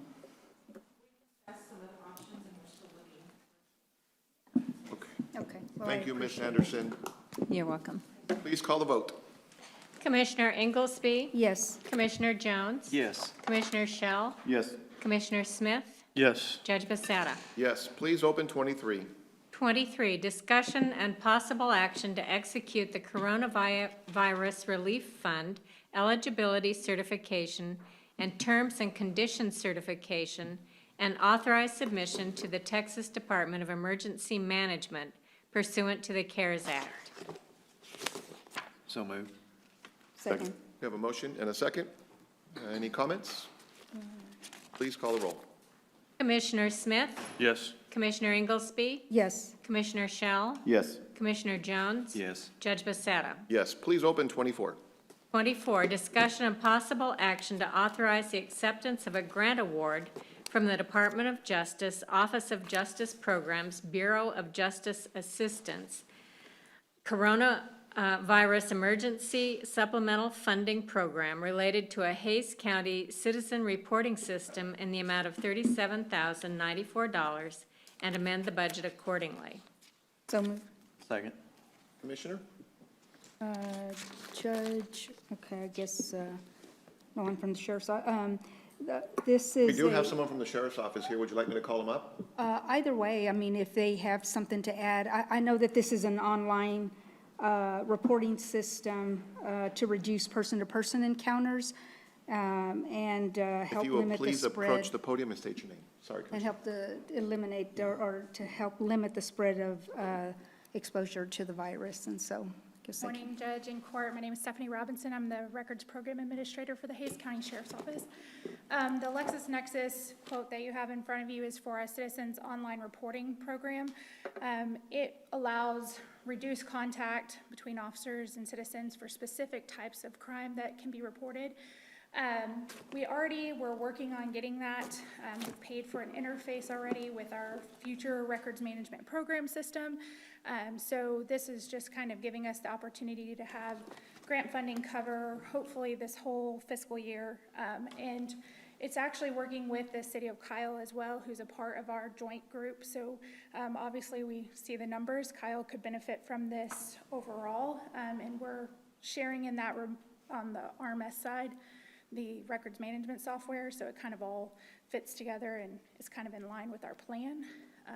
And this is for non-emergency incidents? Yes. Could you explain it a little bit more for the viewing audience? Sure. So we would look at things like shoplifting. We would look at burglary or motor vehicles, private property accidents, things, fraud cases, identity theft, things that don't necessarily require us to have in-person contact. We would then utilize other software that we already have through Axon, so the Axon Citizens Portal, if anybody needed to upload photos or videos or documents. So we could have complete case packaged to us without having any face-to-face contact. Beautiful, beautiful. Would you like to add something, sir? David Burns with the Sheriff's Office.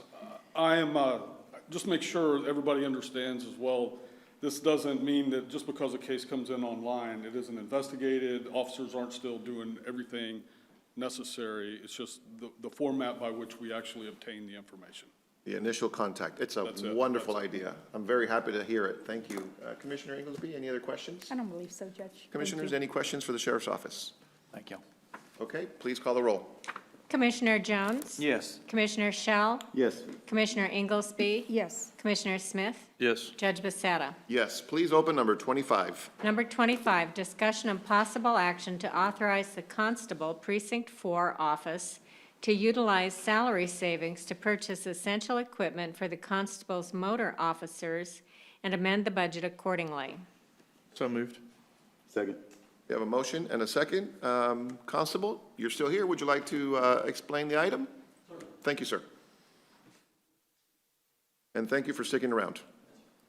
And good morning. Ron Hood, Hays County Constable, Precinct 4. Commissioners and Judge, what we have here is a case of cost. It's amazing the cost to hire a motor officer and then to outfit that officer with the proper equipment. And doing my research on it, I initially came up with the cost and was sadly mistaken in the actual cost for the communication equipment. I think this court originally budgeted a little over $900 for the communication equipment. It's actually closer to $1,700 per set. I am asking for 2 sets, one for the new officer that was just provided by this court, and the second set for our current motor officer. His equipment is outdated as well. This is a Bluetooth technology, allows the officer to ride the bike and address the communication issues without taking his hands off the motorcycle handlebars and reaching for his mic to communicate. So it's a safety factor that I'm concerned with. Again, the court provided some funding for the initial officer. This I'm asking that the court allow me to use funds from our salary savings to cover the cost for both of the communication sets. In addition to, we have a motorcycle helmet that's about to expire. I did not know they expired, and they do about every 4 years. So I need to replace that helmet. And then, of course, I'm looking for the 2 aim points for the patrol rifles for those motor officers. Judge, I was just going to comment and say thank you, because I don't know if y'all remember, but whenever we went through our budget discussions last year, with the new officer that we actually were able to onboard last week, in order to pay for that, in our budget discussions, if you'll remember, and to pay for that vehicle, we made that a half-year position. In other words, we took that position itself, paid for half that officer's salary, or took what would have been half that officer's salary and put it towards the vehicle itself. Because of the pandemic, we were not able to onboard that officer, and other factors, we were not able to onboard that officer on April 1 as was budgeted. That being the case, there is some additional salary savings there that we can use towards outfitting the equipment that he needs. And so I appreciate you working within your budget and coming to us and bringing an offset for it. So thank you. Sorry, Constable, was there something else you were saying? Other than the optics for the patrol rifles, I'm requesting 2 of those as well. So the optics are the sights? Correct.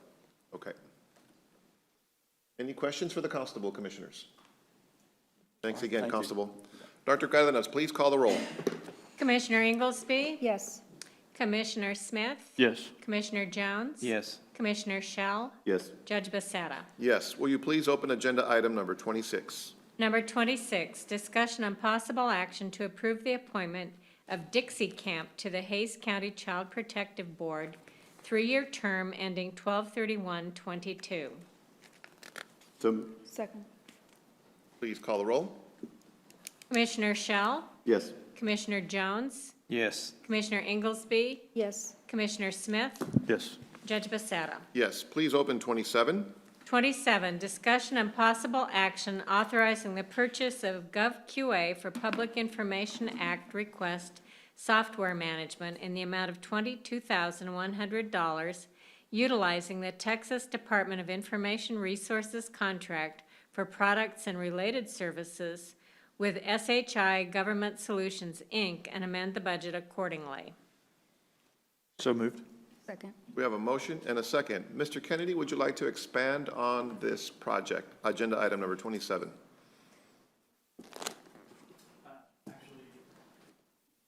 Judge, I'll have Ms. Powell turn on the mic and she can cover this one.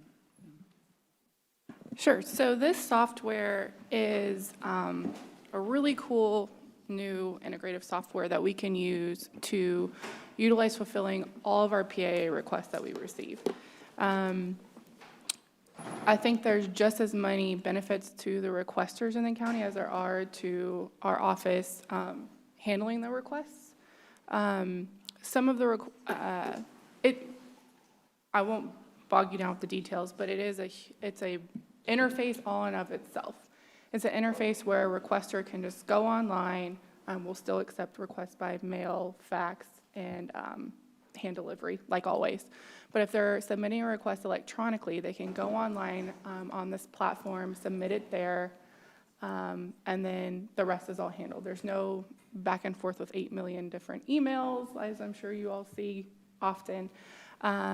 It also lets us route requests that come in. So for example, if we get a request and we need information from anybody in the county, it will let us route that request to that person to then send the information back to us.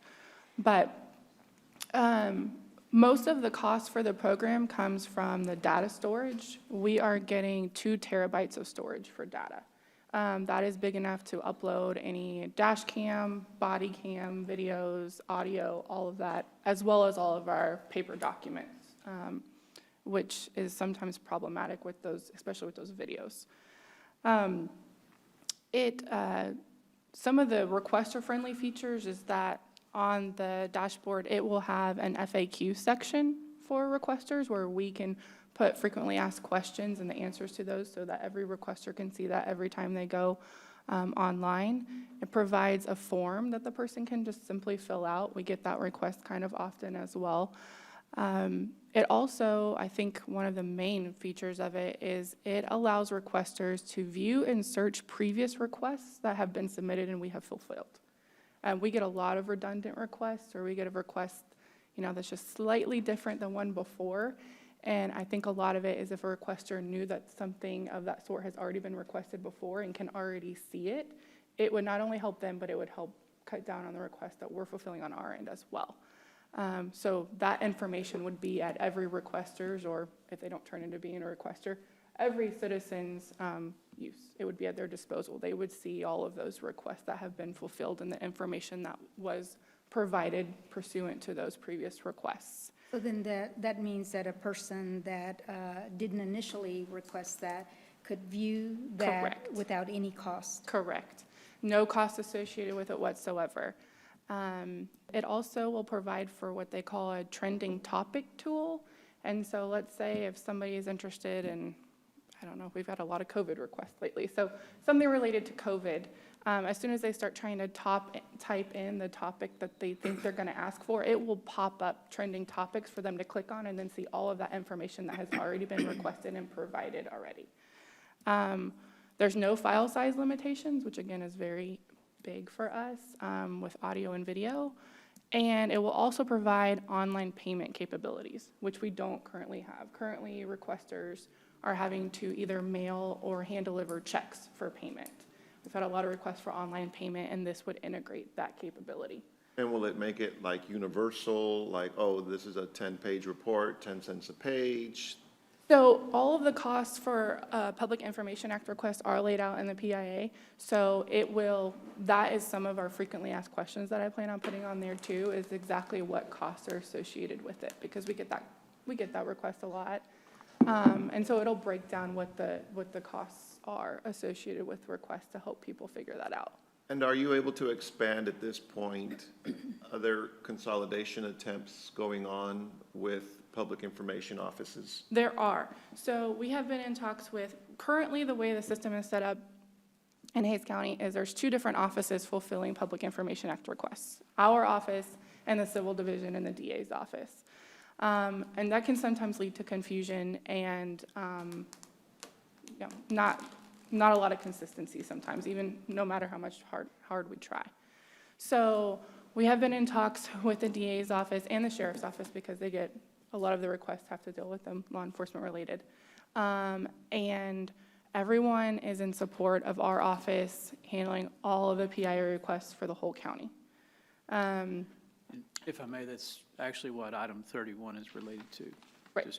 So we can talk a little bit about that more, but I will say with the funding for this software, I have talked to both Mr. Mao and Chief Davenport, and they both have salary savings available and they realize that money does not belong to them individually, but we're super supportive of mentioning that they have salary savings available to split the funding for this software, and are in support of one coordinated effort and one dashboard, one software program to handle all these requests.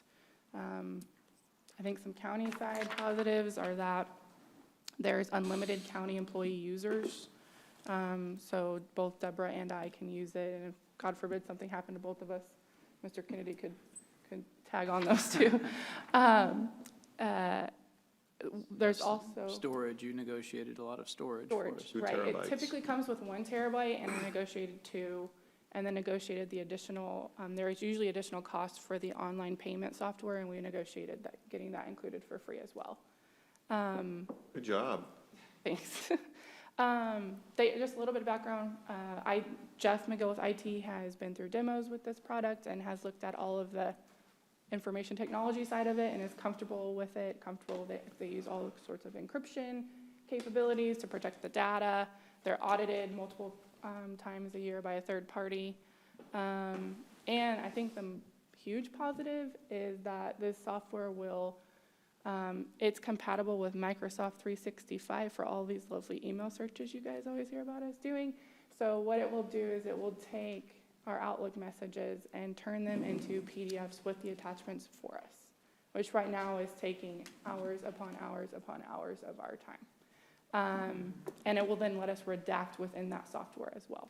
So. Right, that's what I heard too, which is really, it sounds like efficiency all the way around, and then the shared contribution from the DA's office and the sheriff's office. I believe this is a win-win in, through my looking glass. And this software is used by multiple local and state agencies. They've used by a lot. The AG's office uses them, which is very telling. I think the city of San Marcos does, city of Kyle does, city of Dallas does. So you've got bigger entities with a lot of data that are utilizing them as well. So. Well done and good job, Jordan. Commissioners, any questions for Jordan? I was just going to ask Jordan, I think the initial request for consolidation actually came from the DA's office to y'all. Y'all weren't the ones that initiated that discussion. We've been talking about it for quite some time. It was probably right around the new year, we went to meet with them about coordinating a little better between requests, and it surprised me that when we sat down to discuss next steps, they just asked us to go ahead and take it. And part of that is the pressure that they're experiencing with CPS and some of the other areas where the civil division has to respond. So I think they wanted to free up some time administratively within the civil division to respond to some of their pressures. So. Well, I agree. It makes sense in the efficiencies that it's going to create. Love it. Dr. Cardenas, please call the roll. Commissioner Jones? Yes. Commissioner Shell? Yes. Commissioner Smith? Yes. Commissioner Inglesby? Yes. Judge Becerra? Yes, will you please open agenda item number 28? 28, discussion and possible action to authorize the county judge to execute a professional services agreement between Hays County and Dandy Planning, LLC, doing business as GAP Strategies related to consulting services in the development of best management practices and recommendations for conservation developments within Hays County. So moved. Second. We have a motion and a second. Commissioner, this is your item. Thank you, Judge. Court, this item came to us originally back in February, where the selection was made for Dandy Planning LLC, DBA GAP Strategies. We had done a formal RFQ process for the selection of that. The court approved that selection back in February. Just to remind the court, we did have a committee that reviewed all of the responses. We had some really good responses to this project. I believe the firm that was selected presented one of the best responses I've seen to an RFQ. This project is very important to me in Western Hays County to try to get a grip of the type of development that is occurring and try to create a path for some more sustainable type development, especially concerning our groundwater issues in Western Hays County. So for the area that I represent, I believe this is very important. It could be something that sets us up for much more improved ways of encouraging types of development that will not result in the types of stresses that we're seeing on our groundwater today, which we all know is very valuable. So it's an extremely important project. On the project team, there is included an individual who's considered probably one of the world experts in this area, has written multiple books on this. I've actually read some of his books, and I believe that that experience will also do us very well. I did receive emails from the public about this, the selection of this firm. It seems to be there was another infomercial made on social media that got people fired up about how this firm was selected. So that's why I wanted to go back towards a recap of the selection of the firm. The selection of the firm did have a formal response. There is a page that shows anyone involved in the project if they formally worked for the county. Actually, Mr. Barton, who was a county commissioner up until December of 2010, and Ms. Buffington, who also was an employee of the county, did fulfill their obligations beyond what is required by our proposal process, and did put their names on that sheet. So that was obviously public information. They were part of this team. Concerns from some of the citizens seem to be that former employees or elected officials of the county will be working on a project for the county at this time.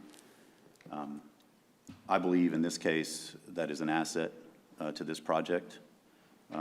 Development regulations in the state of Texas, as far as counties are concerned, are very unique. And really, the only way to gain that knowledge is to have experienced that firsthand. So to me, that's a plus.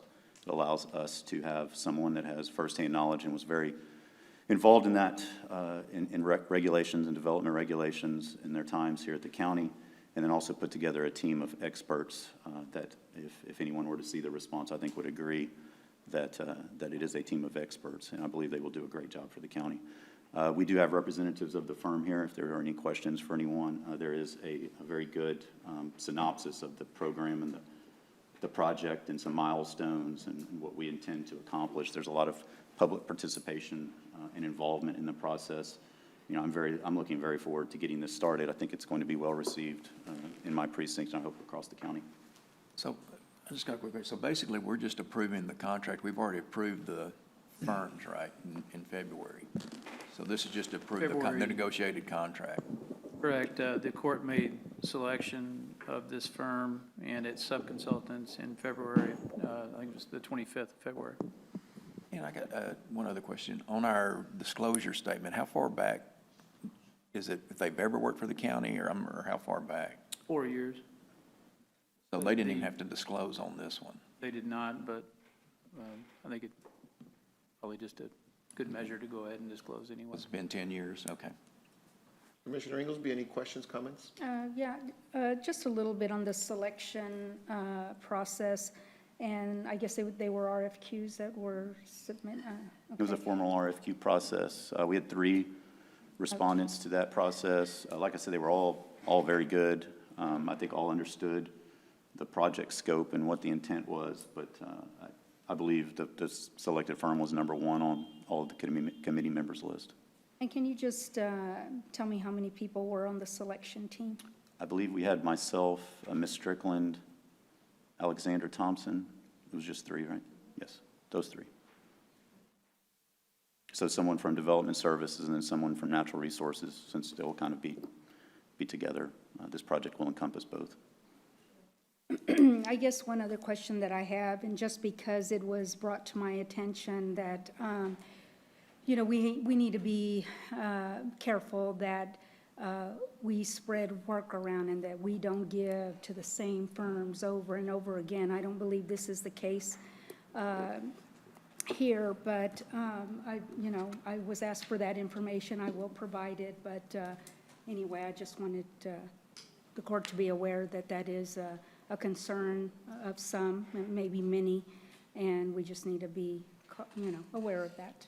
I would also say, it was a formal RFQ process, so there was scoring involved, criteria, points for each one of those criteria, and that is how the firm was selected. I had, some of the concerns I heard from people were that, that I don't think they understood that was done. They believe the firm was just selected. It was done through a formal process administered by our auditor's office.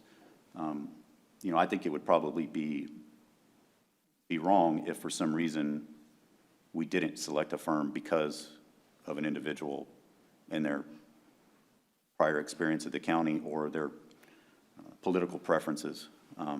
And so to me, I think that would be wrong if we said, hey, we've got the most qualified respondent here. Everyone agrees on that. Oh, but wait, this person was the opposite political party of mine, or this person ran against me in an election, and that we make our decisions based upon something like that and not true qualifications.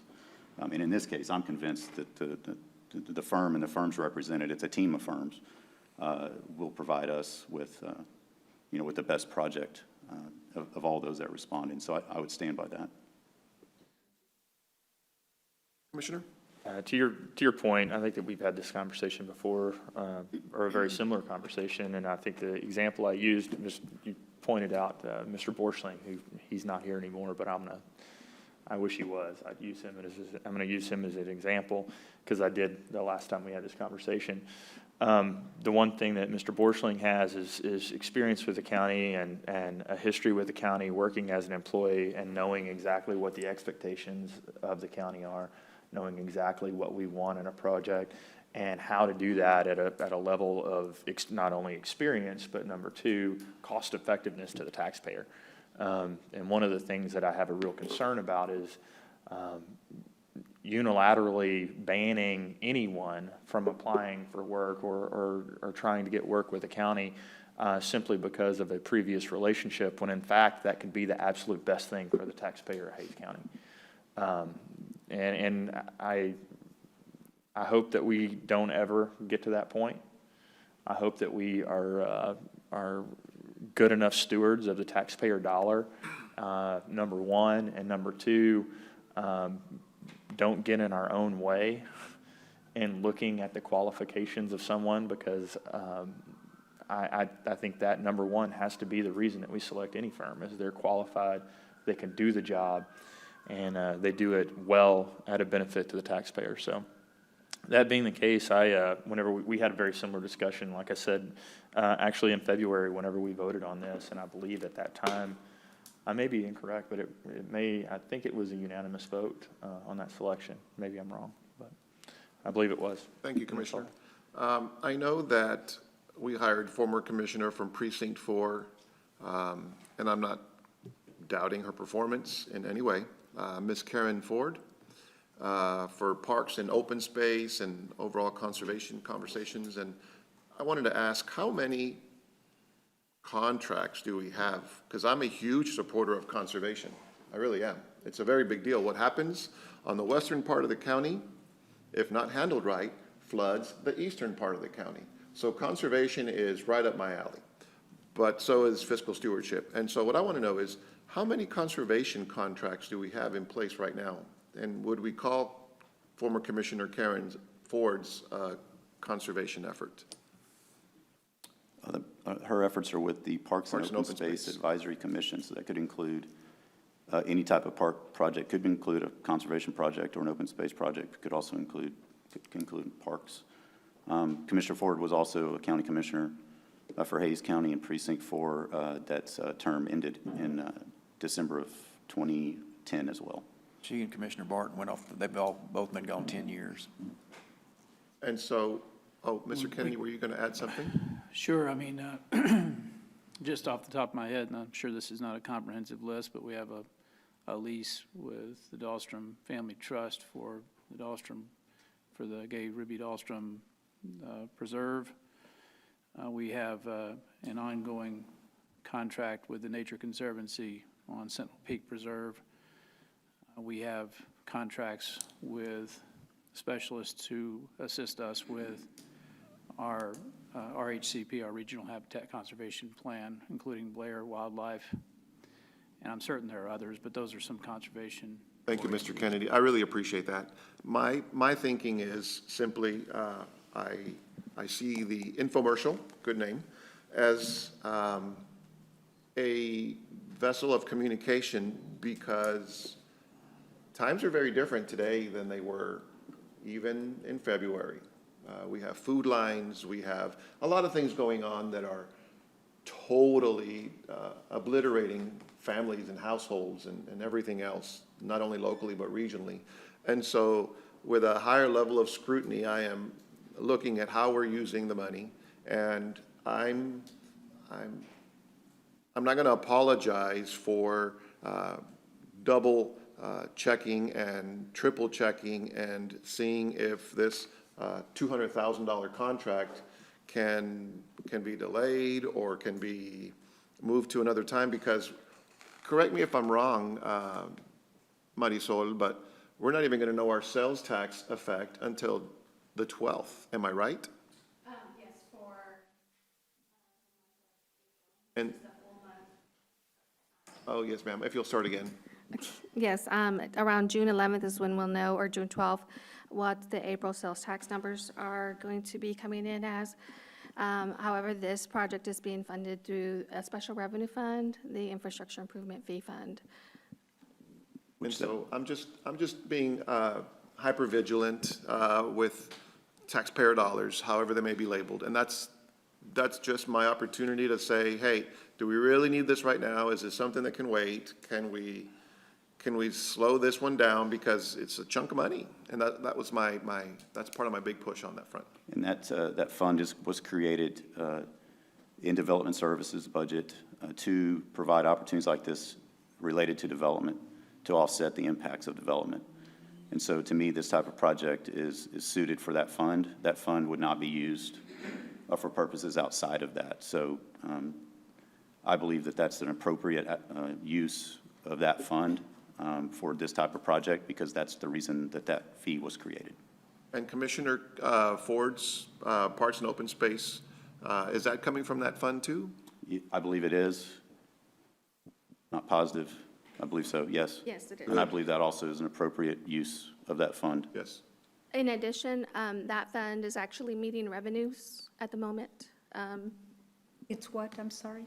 It is meeting revenues, projections. Caitlin's done a wonderful job at Development right. Services. Thank you. Well, the other thing I would say is that and this is not specific to this individual proposal, but it's this plan. I can tell you that I have folks coming into my office on a daily basis who they want this program. And whenever I say that, we have citizens who want this program. I'll use a perfect example. There is a development that Caitlin could probably talk about. We talked about in court. We've had multiple meetings on over the past, actually since literally the first week I was in office. And that development itself, none of the neighbors want a massive development next door. But there are not options for that developer to take the property that they own and do it in a way that was conservation-based and conservation-minded that the surrounding community would be supportive of. I'm really excited about a conservation development program. And the reason I say that is because we have there are pieces of property in my precinct that are clamoring for this. I think the first one that we get overall will probably come from my precinct. And there are folks that want that incentivization, want a program that they can adhere to try to meet some of those goals that our community wants. And it's a conversation that we've had on this court Yeah. regarding that, as you stated, Judge. I know it's important, to us all on the way we develop our county. Absolutely. Okay. Mr. Barton, would you like to provide any additional information? Commissioner, just because there's been some misunderstanding about really the role of the team that was put together, you alluded to it. I just wanted to clarify for the record, I think the infomercial, I think you alluded to, it talks about $196,000 to GAP Strategies, and GAP Strategies is the prime on that. But actually, there are 6 firms, as you alluded to. One of the things that really excited us about the RFP that you all put out as a court is this interest that the court exhibited through that RFP of looking at the long term. There's been a lot of talk in the whole country right now about trying to find ways to create systemic change. Systemic change. And all of you in local government, all of us who live in the country are looking for ways to not just do the same old, you alluded to it, Commissioner, but find ways to really make change that makes a difference. And as this county grows over the next 20 years and this region becomes the size of the Dallas-Fort Worth area, that's what the experts are telling us. People are looking for ways to protect water and to protect green space. And our team was really excited by you on the court looking ahead and trying to find ways to slow the effects of global warming, find ways to protect water, find ways to protect green space, find ways to change the kinds of flooding dynamic that we've all seen, and to protect that kind of beauty that drew so many people to the western part of the county and also to the Blackland Prairie, and to protect both precincts 3 and 4 where some of those springs originate, but precincts 1 and 2 where some of those waters run down to. So that's what enabled us to attract so many good people to our team. And I would be remiss if I didn't mention some of those folks who are on the team, so that when we talk about GAP Strategies, really only about 1/3 of the money actually goes to GAP Strategies out of this project. We are the prime on the project. But really, the majority of the money goes to bring in these firms that are coming from all over the state and the country to work with us. The majority of that money will stay at home because we have folks like Doucette and Associates, whose owners also live in the county, as Gap Strategies does. But we're bringing in experts like Randall Arendt, who you alluded to, from all over the country. So we're really excited about the project. We think it meshes the best of both worlds with local companies who are really thrilled to be a part of it, and national experts who will help us find a long-term solution. Excuse me, I'm a little under the weather today. Who will help us find a long-term solution. Thanks, Mr. Barton, I appreciate it. Thank you. If there are no other comments, Dr. Guthans, will you please call the roll? Commissioner Inglesby? Yes. Commissioner Jones? Yes. Commissioner Shell? Yes. Commissioner Smith? Yes. Judge Becerra? No. Will you please open agenda item number 29? 29, discussion and possible action regarding the Emergency Cash Assistance Program, also known as Project Recoil, including but not limited to the appointment of award committee members, funding of the program, and the consideration of program guidelines. So moved. Second. Commissioner, thanks for taking this out of executive session. Yeah, and I don't know if we have any action, this opportunity for Mr. Kinney to update us if any city has committed to the program. I know there's still some thinking about it. I wanted to put this on and hope that we could keep this on as we continue the program so that as the opportunities come for us to act, that we have that ability to. As we suspected, it's going to take a little time for the municipalities to respond, either by voting to become donors under the ECAP or not, and then voting to appoint if they are donors under the policy. Two of the municipalities have not responded yet to GSMP, that's San Marcos and Wimberley. The others have responded and are in the process of considering, and I say the others, it's Dripping Springs, Buda, Kyle.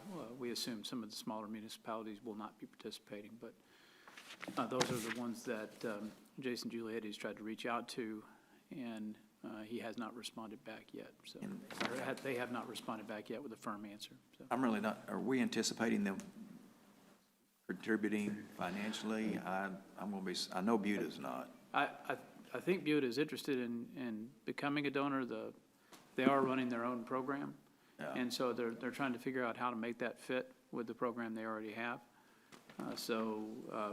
But they are interested in possibly appointing the representative for Buda, and for that reason, they were inquiring about how much they needed to contribute to become donors. We didn't put a minimum threshold on it. I think that if the county is putting in $500,000, then the answer I gave Jason Giulietti was that it seems to me that anything less than, $25,000 is not even a gesture to participating in the program, but, something there and up would be valid. There's no rule against less, I suppose, so, but I think we're just sort of discouraging some sort of gaming of the policy in order to become donors and therefore have appointment powers under the policy. I think the reality is that the court member that represents that area where the municipality is would probably reach out and ask them who they want anyway, even if they're not donating. Fair. Anyway, the other factor is that we did discuss the nonprofit or chamber addition, and after consideration of the AG opinion and that was referenced by the auditor last week, and some constitutional issues, we believe it's better to leave it out and consider those individually. If the court wants to bring additional nonprofits, they can bring them as we did the others. That'd be a separate funding. Correct. And that's it for now on the update. What I intend to do is, if we can get an answer from the municipalities by next week, then the no's that we have, I will try to notify you all by email so that you can be considering who you might appoint, and in order to be efficient, we could bring that, you could bring that name or those names with you on the 23rd, and we could keep this thing moving that way. We don't have court next week, so that'll give us a little time to ask the municipalities for their input. So. And so when do we anticipate beginning the program? Did we say, or did we? I know it takes time to develop this, but I also know that, as we all do, you know, businesses are hurting and they could certainly use the help, so. Yes, yes. That's, Wondering when we anticipate beginning. I think that's why I'm trying to press for an answer from them so that we can operate as efficiently as possible and have something back in 2 weeks for appointments. If they are going to participate, then they'll need to take action through their councils, so hopefully they can do that late June themselves. And Mark, I just want to ask a question. I think I know the answer to this, but I want to ask because I was visiting one of the small businesses nearby, and she asked, well, you know, I do have 2 locations, and between the 2 locations, I have 12 employees. So she wondered, because of the 2 locations, you know, would she be able to qualify? I didn't want to presume. I think I know the answer, though, to it, and just wanted to ask the question. So I believe we're appointing this board so that they can interpret the applications and find out what fits and what doesn't under the policy. And we do give the board pretty broad authority to award when they see fit to do so. So I would encourage that business owner to distinguish why those 2 different locations are operating independently from one another, if they are, and why he or she would qualify. and encourage them then to apply. Okay, great. I wouldn't want to have a lack of applications because people fear they wouldn't get the award. Sure, I agree. If in Thank doubt, you. apply. Any other commissioner comments? Thank you. Okay, thank you. Will you please open executive session items 30, 31, 32, and 33? Number 30, executive session pursuant to sections 551.071, 551.074, and 551.076 of the Texas Government Code, consultation with counsel and deliberation regarding the security of the Hays County Historic Courthouse and each individual position within the constable's office for Precinct 1 as it relates to such security. Possible discussion and/or action may follow in open court. Item 31, consultation regarding all individual positions in the Hays County Office of General Counsel. Number 32, consultation regarding the position of the Census Coordinator for the Complete Count Committee.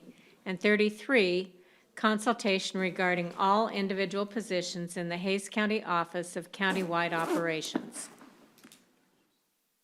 Motion? You got a motion? So moved. Second. We have a motion and a second. We're going to start with item number 30, Constable. I don't know what to say. Sorry, Commissioner Jones, I'm going to beat you. Go.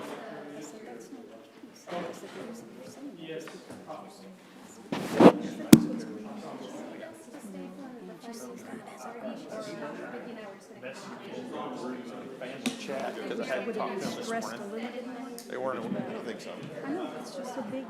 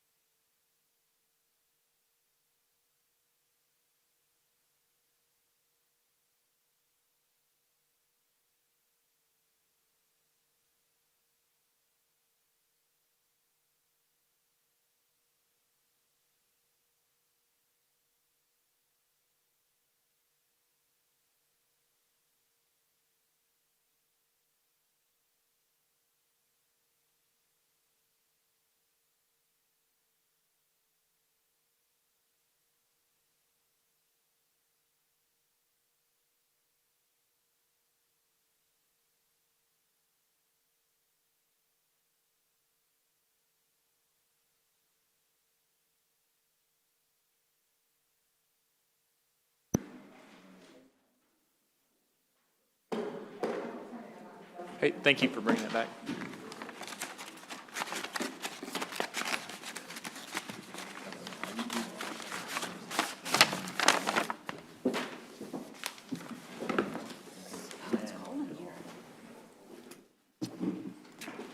you have a motion anywhere? Yes, 31, right? Yes. We'll give them a second. A little delay. We are back from executive session, and we have Commissioner with a motion.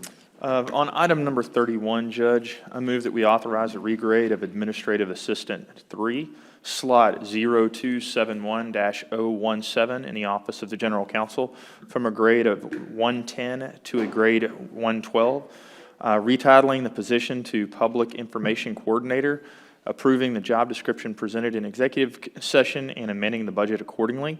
The FY 2020 fiscal impact on this is estimated to be $1,936, and this initiative will consolidate the public information responsibilities in the office, in one office in the county, which will act as a central clearinghouse for public information, and which will work closely with the communications manager and human resources and other employees responsible for public outreach throughout the county. Second. So Commissioner Smith made a motion, Commissioner Jones second. Any other comments? Mr. Kennedy, any edits? No? Nope. All good. Okay, please call the roll. Commissioner Inglesby? Yes. Commissioner Jones? Yes. Commissioner Smith? Yes. Commissioner Shell? Yes. Judge Barcetta? Yes. I'll entertain a motion. Well, I got one quick comment. Oh, yes, sir. This week, one of San Marcos's oldest businesses announced that they weren't going to be opening back up Few Shacks, and they've been a great community partner for a long time. They're across the street from Picataco for a long time. Great family. I just want to send our appreciation to Morgan Few Shack and the Few Shack family for over 40 years of service to the community, and great group of people. They're gracious. They donated lots of food to different types of events, and It's sad. It is. Put it down there. There are many businesses that will not recover from this. When you have a 40-year-old business that can't come back, that's kind That's of right. sad. That's real tough. I agree. And I'll make a motion to adjourn. So, one thing before we go, I just want to reach out. One of our own, Efren, our grant coordinator, lost his mother this week. And I just want to, I know that all of us on the court depend on him for a lot of things. He does a great job. I, of course, never met his mother, and I'm sure that none of y'all met his mother either. But I have seen the man that she created, and if that's a testament to her, as it should be, she was an impressive lady. So, Thank you. We love you, Efren. thank you. Be with us. Okay, we got a motion to adjourn.